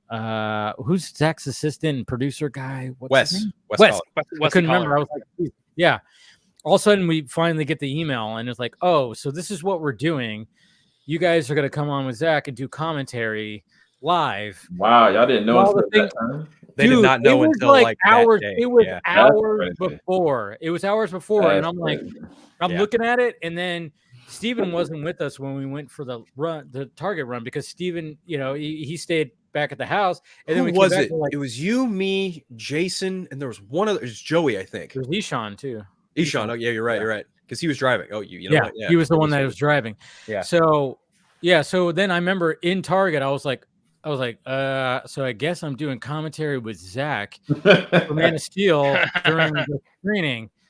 And then I realized, I was like, oh shit. And then I'm the first one. I'm starting. Yeah, off. I remember when that happened on the stream of it, because that wasn't announced ahead of time, to people following along, at home. No. So we didn't quite. I was kind of going in like wondering, okay, like how exactly. You pull up the link, it's like, okay, we're playing the movie, but like how exactly it's going to work, and then all of a sudden it's like, oh, that's you and Zach, and then the next segment, I think it was Steve and Zach, and then it was Scott and Zach, and then and then Rebecca and Reyes, so on and so forth. Yeah, they did. So that was yeah. So that was kind of a pleasant surprise, dude. It was like one of those things where it's like, holy shit, like this is happening. And then when I got back to the house and I looked at Steve, and I'm like, did you get? And he goes, yeah. And I'm like, okay, so we're both up first. Steven was so trepidatious because he was like, I feel like I'm losing my voice. I can't fucking talk. I'm just with a bunch of water. Steven was like totally like going like, okay. So when it came to his voice, he was already having like some problems. So he's like, I'm not gonna. And just imagine, guys, Steven not talking. That's crazy. And so it was a lot of like Silent Bob kind of like, nodding. I've never seen him get nervous about anything the whole time knowing him. So that. Oh, dude. Yeah. Well, we were both like, just kind of like, oh shit. Like this is, but I always say, thankfully I was, the fact that the first night was, alcohol beverages night. So I can get a little loose. Even though before we even made our way to the art center. I mean, we were already like taking shots. We were already doing stuff like that. But I mean, it was like the whole like drinks night, and it was cool. But then it was funny too, because once I got in there, I remember Zach, of course, came out and did the whole meet and greet thing, and said hi to each other. And then it was funny too, because I remember it was like one of those things I'll never forget. It was like when it was like time, and we're all looking, and Zach finally like got away. I mean, obviously nothing ever starts on time when it comes to these events. But I remember Zach walking, and then he looked at me and he goes, it's time. And I'm like, oh shit. He looked at me like, hey, time to go, man. Let's do this. And I was like, oh, fuck. Yeah. So then it was funny because once I Fly, son, it's time. Yeah, pretty much. And like when we got in there, and it was funny because when we were getting in there and then I was getting like mic'd up, and then Zach comes in and he has a drink in his hand, and I was like, hey, can I get one of those? I mean, just goes to show the weighted Dave's heart is through his liver. Right, pretty much. I don't even drink, but other than on very special occasions, I probably would have taken a shot or two. Oh yeah, I mean, it's funny. It's funny Brad mentions that because as the whole outside cocktail thing was happening, Dave was like, "Hey, are you gonna get a drink?" And I was like, "No, I don't think so." And then not even 5 minutes later, Zach walks right behind me, and Dave notices. He's like, "Oh, hey, Zach!" And I turn around like faster than the flash, and I was like, "Hey, Dave, I'm gonna go get a drink." Yeah, and I got whatever because they had cocktails all based on Man of Steel, BVS, and Justice League, and I was like, I want to try the BVS. I'll take all three. I should have gotten one of all three, but I settled for my favorite. It was BVS. It was like one of the best cocktails I've ever had. It was the best delicious. one. It was fucking delicious. Yeah, but yeah, it was. Going back a bit, going back to the really quickly to the NC-17 for Rebel Moon because well, no, it's just a thought I had on my head that I want to share. But it's kind of relating to what Zach had mentioned. Making because he's compared it to RoboCop. And like I said, RoboCop initially going to get their dick shot off. Is that what's going to happen, Sam? The guy, the rapist, like RoboCop shoots the woman between the legs and nails him in the nuts. And, I like how Sam's face. He's like, he's like, what? Oh, don't speak. Sam's like, anything. Oh, I love your face right now, Sam. But I'm kind of wondering, and I'm kind of envisioning when he said that, when he made that comparison to Rebel Moon to RoboCop. The thing that jumped in my head immediately was the Ed 209 scene, in the boardroom, where the Ed 209 just absolutely massacres that poor guy, and they actually had to trim that down for the theatrical cut, so that when it came out, when it's in the unrated version, it's actually much bloodier, and it makes the line much funnier when Bob Morton says, "Is anybody gonna call a paramedic?" Because it's so much funnier because it's like, I don't think he's gonna make it, guys. So that was where my mind kind of went. So I'm expecting when he talks about likening it to RoboCop, that's where I'm envisioning something along like maybe Jimmy pulls in at 209 on somebody. That's like that might be something to kind of brace ourselves. Oh man, I just looking at Samuel right now. He's thinking. He's just like, I can't say a word. I love it. Am I hot or my Pay extra attention to his facial expressions, everybody. I'll just say that. Talk about Monkey Man. He's like, let's talk about Monkey Man. Yeah, we talk about Monkey Man. Monkey Man is rad. It was one thing. Awesome. I'm just gonna say, like, if we do have Jimmy like massacring some baddies and all that, it's gonna really come full circle for Anthony Hopkins because it was big. He became a superstar with playing Dr. Hannibal Lecter. So now, true. I don't think he's eating people though. Hopefully not. Yeah, but Sam, am I hot or cold with everything I just said there? Yeah. I ate his liver with some fava beans and a nice shot of motor oil. Ooh, yum. No, but that's cool. I mean, but yeah, we could. I mean, to the point of like Monkey Man. I don't know who's seen Monkey Man here. I mean, Sam, you've seen it. Not yet. You seen it? Yeah. Okay. Sam, give your take on Monkey Man. I know you saw it earlier, of course. Yes. Man, it is insane for a lot of different reasons. I mean, when it comes to his approach, I mean, first off, this is his first time directing a feature film. Like, he's done shorts. We know Dev Patel. He's an amazing actor. I mean, you've seen Slumdog Millionaire or Lion, you know his capability as an actor. But for him to kind of go off a $30 million budget, do all the action scenes himself, try to figure out the choreography, work with a limited staff, and then they're working on all these different conditions that are just really harsh, where they have to make sure they get the scene done and then possibly go and recreate the set again. I mean, he injured himself really badly, but he pulled this out of his hat. And I give him so much credit for it. Like, the third act of this Yes. is Oh, so God, the third act. strong that Third act is crazy. I don't know how he pulled that off. I really don't. And I think the other thing about it, a lot of people are not going to realize, is that this isn't just a revenge film. There's some spiritual elements going on, like specifically from a cultural standpoint. But then they're also tackling a demographic of people that are never represented very well. And his approach to that is just phenomenal. Like, this is one of those movies that if you can see it this weekend, go and check it out. Like, it's initially supposed to be on streaming, but then Jordan Netflix passed on it. Netflix passed on it, but Jordan Peele was like, give it a chance. And so it ended up getting picked up by Monkey Paw. They did distribution from a widescreen major film, and then it's out. And I mean, it made its debut at South by Southwest. Unfortunately, I wasn't able to see it at the premiere because I think I didn't get to see it at that time. I saw Civil War during that time. But everybody was raving about it then, and I was like, let me go check it out. And I saw it this week, and I was so hyped about that movie, and I want everybody to go and check it out for sure. Yeah, I don't know if I'll get to it this upcoming weekend, but I'm gonna try and see Ministry of Ungentlemanly Warfare early on Saturday. Oh, that's actually coming out this week. No, it's coming out, I think, on the 9th. Oh, that's right. You're coming out on the 19th because we got a screening for it. Yeah, coming up next week. Yeah. But one of the things, like, Sam, is like, it's like the fact that one of the things that I brought up when it came to my initial review is, like, I said that the trailers kind of sell you on this.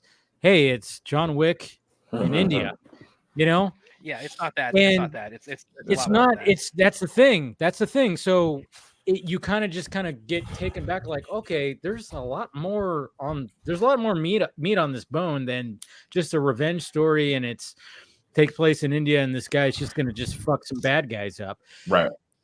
Like when I was watching it, I was like, oh wow, this is, and it took me by surprise, because I'm like, oh hey, they sold this movie to me as like, it's John Wick, it's gonna be like that kind of type of movie. I mean, look at the poster, look at everything, look at the trailer and everything. It's like they sell you this movie, and like you said, the final act, the final act is very much that movie. It gets fucking crazy and intense, but the lead up to it is like, oh okay, very this different. Is not exactly like, because when it came to John Wick, it was like, hey, you open up, funeral, his wife's dead, dog, he meets these fucking Russian assholes, they come back, they kill the dog, and now he's back. Within the first half hour, 20 minutes to a half an hour, we already know, like, okay, now he's back, and then it's just fucking action.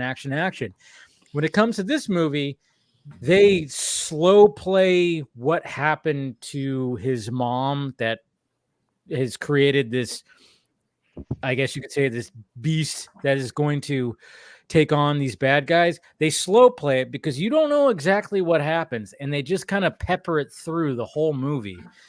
And then when, and to be honest, I respect that, because I'm like, okay, and that's why, like, when I walked out of it, I'm like, okay, I wanted to like it more, but maybe because I was sold a different movie. I can't wait to watch it again, where I respect, like, how he crafted the movie. And again, it's very well done. And it's so funny too, because when you see, like, the first, like, crazy, I mean, obviously there's the underground fighting thing, but when you see, like, the first full on action sequence, it's like, it's more messy than when you get to that third act, when everything is like, oh, now it's batshit crazy, and then you're going, holy shit, look at these shots.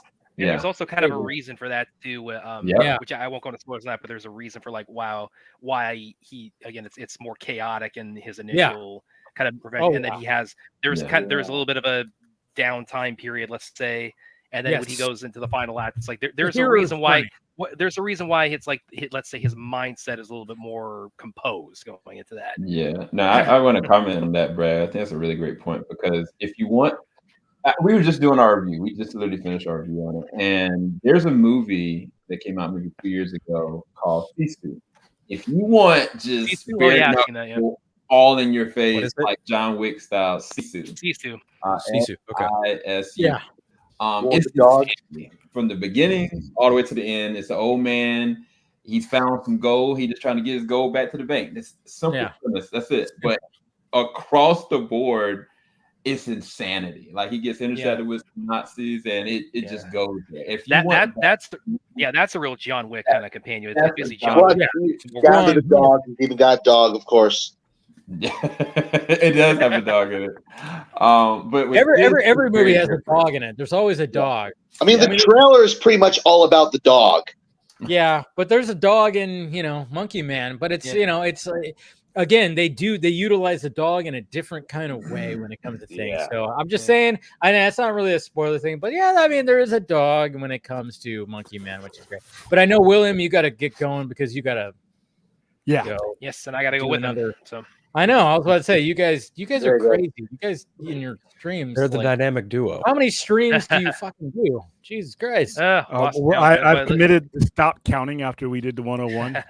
Yeah, well, I know that. It's like you guys have literally streamed every night, right? For 100 and something. 109. Yeah, and that wasn't like we didn't set that goal for ourselves. We just kind of started going. Just kept going. Yeah. Yeah. Speaking of which, what are the numbers right now? Is there any change since you joined the stream? No, we were still at 11,000. Probably has not. Come on, people! Don't. I think Brad took one night off, like sometime last week or the week before that, something like that. I was sick like one night but that was about it for me as far as like any kind of like a AWOL thing. But we've raised over $11,000. A significant amount of my pain had to go into that, my mental anguish with this god awful spoof franchise. You'll be fine. You'll be fine. Not over yet, but hey, like I said, it's all for a good cause, Brad. Just remember, your tears are saving lives. Yeah, one of these days we're going to stream the raid too, and you guys are going to see that my smiles save a lot more lives. I'm not seeing it, but okay. Let me know when. I'm there. Let me know. I will join. Well, we'll let you. We'll shoot you the link, Sam. Don't worry. We'll shoot you the link. Please. All right. See you later, Junkie. All right, guys. Take it easy. Yeah, good job with the streaming and stuff like that. But another thing that I want to discuss too before we wrap up too is like the fact that we're talking about like ratings in this stream. That's the theme in this stream is the fact that it's like we have Zach and Debbie talking about like they're trying to get the director's cuts of Rebel Moon to an R rating, which is hilarious to me, and how they got labeled an NC-17. But then we also got Colin Farrell going like, oh yeah, if the pink, and this is the thing. It's like when we saw that trailer, I even said it on Film Chucky Live. I'm like, this is not PG-13. This is going to be like a TV mature. They get that label because it's TV, but this is going to be like an R-rated kind of movie. You could see it. And then Colin Farrell just flat out said it in an interview. He was like, oh yeah, if this was out in the movie theaters, it's a hard R. And I'm like, thank you. You just said like, this is a fucking hard R series. Yeah. And thankful for that too, because I'm like, yeah, great. I mean, the Batman could have easily been a hard R if it just pushed a little bit more. How much you want to bet? Matt Reeves probably like wrote it and he had to scale it back a little bit to reach that hard PG-13, How much you want to bet his assembly cut was probably R-rated? How much you want to bet? Right? Wouldn't doubt it. Wouldn't doubt it one bit. I think Zach said his assembly cut of Justice League was like close to 5.5 hours, right? Yeah. Mm-hmm. You'd have to imagine with the Batman being nearly 3 hours, there's got to be like a 4-hour something assembly cut there. And I'd imagine there's probably a lot more ruthlessness with the Penguin, maybe probably more brutality there with Batman. I don't know. I'm not shocked at all that the Penguin TV show is getting like a TV MAR rated. Like, given Samuel, have you already seen episodes of the Penguin? Okay. Oh, he looks at his side. No, I know you haven't, but I was just giving you shit. Yeah. Now, I will say that Cinemacon next week, and God knows what may come from that. I'll leave it at that. Yeah. Yeah. Well, there's probably a trailer for Joker Folie à Deux coming from that. Are you going to CinemaCon? Yeah. Sam? Yeah. You are yeah. Damn nice. it, man. One of these, I think next year I'm going to really shoot for it. I didn't shoot for it this year because things were crazy this year, but I'm going to try to get to it next year. I mean, you gotta send me some of your hookups, man. I mean, you get all that. I mean, it was great seeing you are you going to go to, you already, never mind. Rebel Moon, you already saw it. No, dude, yeah. Hit me up anytime, man. Because a lot of that stuff, I mean, you've already got the front traffic. I mean, you can get in as a pro or as press for a lot of these. Cinemacon, they would absolutely. That's the thing, though. It's like last year I applied and I put in all the stuff and they turned me down. And I was like, really? Damn it! I was like, fuck. All right. I'll have to look and see how you're doing it. Hit me up sometime. Yeah, maybe. Get up and talk about it. But next year I'm going. Next year, 2025, I'm fucking going to CinemaCon. Shoot me whatever you put down too, because I know. I would love to go to CinemaCon. That should be fun. And usually there's things where it's like, hey, do you want like a +1 or like you have people that are part of your crew? And Phil, if we could pull this off, I'll gladly just be like, hey, let's fucking do this, dude, for sure. You know. So I'll be like, hey, he's Film Junkie crew, Film Junkie right here. He's part of it, you know. So yeah. No, I'm going to Comic-Con. You going to Comic-Con this year? I'm not. That too. That's the thing. It's like so. It's funny. I didn't apply though. That's the thing. I didn't apply. Like I when it comes to Comic-Con, it's such a big thing where I'm like, I don't know, you know. But I haven't really thought about it. I mean, there's probably still a window open to maybe even go to Comic-Con. It is. It is. I had like a small group go to WonderCon a week ago. Nice. Yeah, hit me up on the side, Dave. We got to talk about whatever. I know, because you got. I mean, that's the thing. I'm really bad when it comes to all of that kind of stuff, and it's like, you know. But at the same time, that it's partially me just kind of going like, I can't do that because of this, you know, or that, or whatever the hell.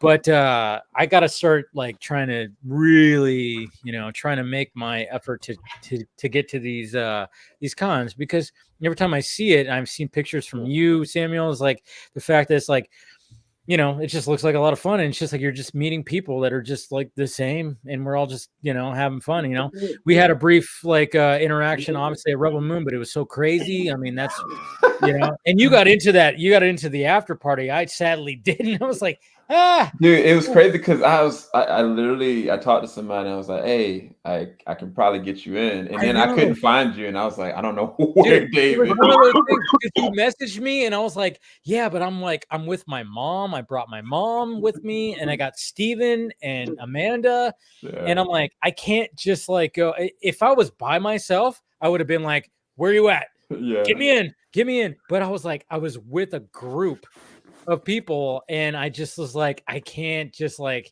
not just, you know, I can't just leave everybody here. And no, it was like it was a weird thing, because it was like, oh yeah, the after party, you have to have a certain band, and I was like, what? It's not ours? Oh shit. You know, it's funny too, because like I ran into Liz Wonder there, and when, you know, it was great seeing her in person for the first time. But she had the band, and she was like, oh yeah, you know, it was like, oh, yeah, I was like, yeah, I think we'll see you in there. I don't know if we can. I was like, yeah, but yeah, it was such a weird thing when it came to that. But hey, you know, it's whatever. It was still fun. Yeah, I think with like cons and even festivals, I think that your personality would really gravitate toward a lot of it once you get to like the interactions with the people. Like not just like the talent, but the people in the community. Definitely. Because when Comic-Con in general, man, once you go there as press or as a pro or whatever, and you kind of see what's going on behind the scenes, the hustle with that, you start to really appreciate like other people that are doing the same grind that you're doing every day. And and what I want to do too eventually is like, I mean, it would be cool if like you, me, anybody who's involved in all this to have a panel, to just like, you know, have like a small panel where we're just like interacting with fans who watch our content, you know. And I've seen that, you know, eventually I want to get it to the point where we could have that. We can all be, you know, sitting up on a panel on a stage, you know, with the microphones and just fucking shooting the shit with like fans and shit like that. So yeah, I mean, hopefully that point. If you want to hit the Tampa Comic-Con, there's that too. I mean, yeah, I mean, I think we should, you know, get to that knock on wood for this, but Dawson and I, like, we talked about maybe getting him a table at New York Comic-Con. Dude, we're still like, it's still early, but like he's moving too. Let's make that happen. I was about to say that'd be a good one. And I've had some friends of mine that had done panels at New York Comic-Con. It's pretty straightforward. So, dude, try it. Yeah, I'm totally on the East Coast anyway, so you already know. See, I mean, like when it comes to Dawson, like he's such a talented, like artist. Like when he was on the Vodka stream last night, and I was like, one of the first things I wanted to tell him, I told him personally because I follow him on TikTok, and his little like sticky note like sketches where he gets like, hey, a fan just goes like, hey, sketch this, and then he just on a sticky note just sketches out Optimus Prime or Dead Shot or something like that. Here, it's funny you mentioned that. Hold on. Yeah. He's a very talented dude. And I was like, dude, your your TikToks, that is very unique when it comes to this. We're seeing Phil's underwear right now, by the way. And my Pokemon belt. Yeah. So there's a Dawson original. Look at that. That's a sketch. That's just like he just like fucking did that on a Yeah. That's how talented this dude is, man. This is his Deathstroke. Look at that. Nice. Look at that. Yeah. That's just on that's on a little piece of paper. Got those for my birthday. But yeah, that's all Dawson. Yeah. Dude, I mean, that's the thing is like, that's why I was like telling people, follow him on TikTok, What's his? I don't know what his handle is on TikTok, but it's I think it's DJWR32 on TikTok. But like he starts it off the same way where he just like he has voiceover over the video. He drops like a little sticky notepad and he goes like, "Yeah, I got this. Recommend this. Somebody wanted me to draw this," and he just starts drawing it, and then it's a quick video, and you just see the sketch of him just sketching it out. I'm like, Jesus Christ.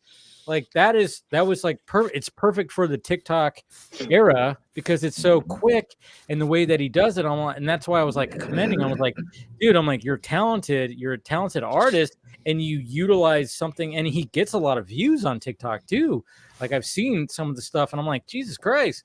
And then even anytime that he's on here, I love it because he's always sketching something when he's on the Vodka stream, and he's got his like little his little artist glove on that he wears. It's almost like a bowling glove. It's so cool. He'll be part of the conversation, but he's like drawing something, and then he'll show it. Last night he was drawing, Batman armored, mecha suit, the armored suit, Batman. Cool. And before he left, he showed it, and it was just like, dude, that's fucking awesome, So I just appreciate that kind of stuff when it comes to this space right here. But yeah, that's cool that have him have a little. And I know he's been in other cons where he's had his own little table with things, and that's cool. Because I think it's because I can't do that shit. I'm like, anytime that I know somebody that can do that, hey man, I'm like all about it. That's dope. Definitely. New York Comic-Con's not till October too, so there's still time. Still time. Yeah. Still time.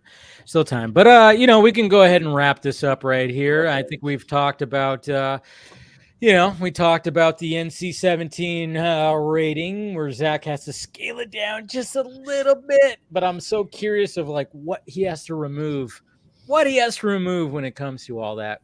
Right. And we talked, some Monkey Man. Go see Monkey Man. I mean, I'm telling you guys, even if like I was like, throwing back of like, oh, this is not the movie that I actually thought it was going to be. It's still a fucking good movie. You could just hearing Dev Patel talk about the struggles that he had. Yeah.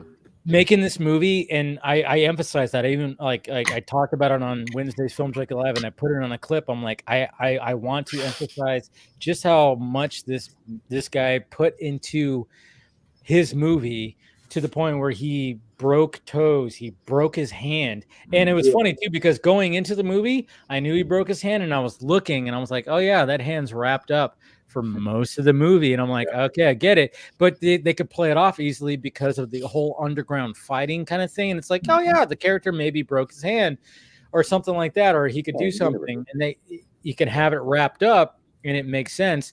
But he also said, like, when it came to at least the final fight where they had to change the fight choreography so then he can do more with his left hand or right hand. I forgot which hand he broke. Yeah. But whatever hand he wasn't broke, he said he's like, yeah, they had to change it, but it didn't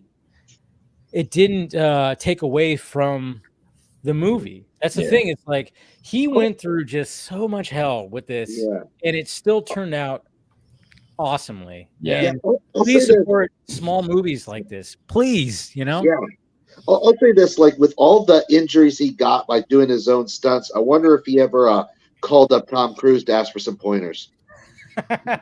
Dude, I would love it if I heard that Tom Cruise contacted him and went, dude, great job.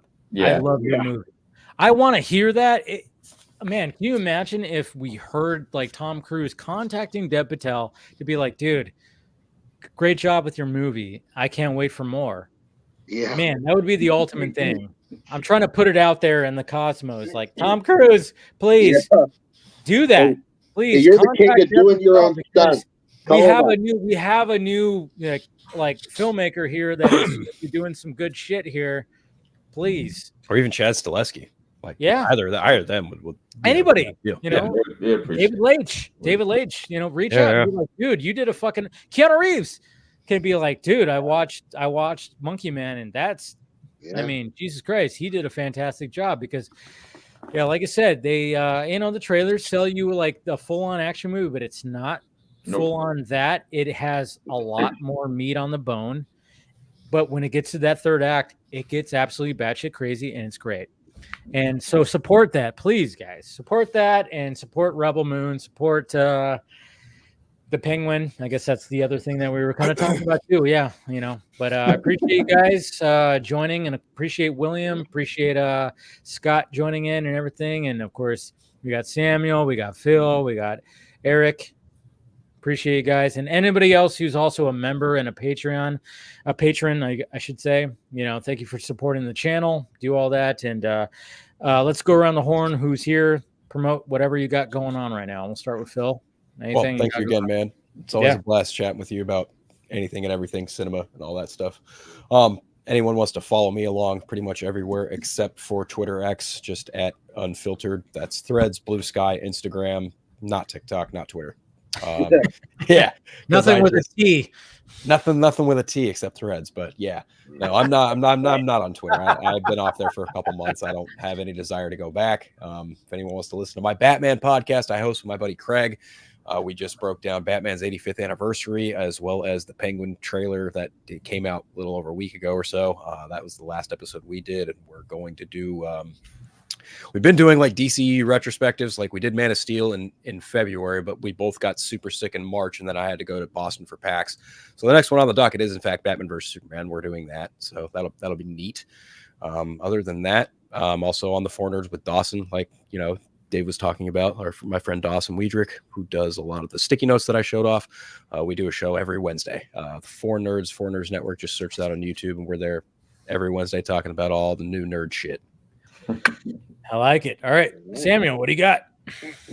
Yeah, I just put it in the comment section. You guys can follow us on team_JVS. My personal is SuperSCL0320. We do everything as far as interviews, reviews, discussions, podcasts. We will be going to Cinemacon next week. I'll be there from Monday to Thursday. I'm really excited about that. I do want to press upon people, if you're not watching a show called Shogun, it is phenomenal. Go and check that out. And then there's a new show coming to Amazon Prime that I can't really talk about, but it is a game, and you guys want to make sure you're tuning into Prime when that drops as well. I think I know exactly what you're talking about. I'll say the name, Fallout. Yeah. Yep. As soon as you said game, I was like, oh, Amazon game. I knew it. That makes sense. I don't want to set the world on fire. But yeah, you guys, and definitely check this out. And thanks, Dave, for having me on, man. Oh yeah, always, man. Always love talking to you. And Eric. All right. Well, on YouTube at Hardboiled Entertainment, on Twitter X at Hardboiled Films.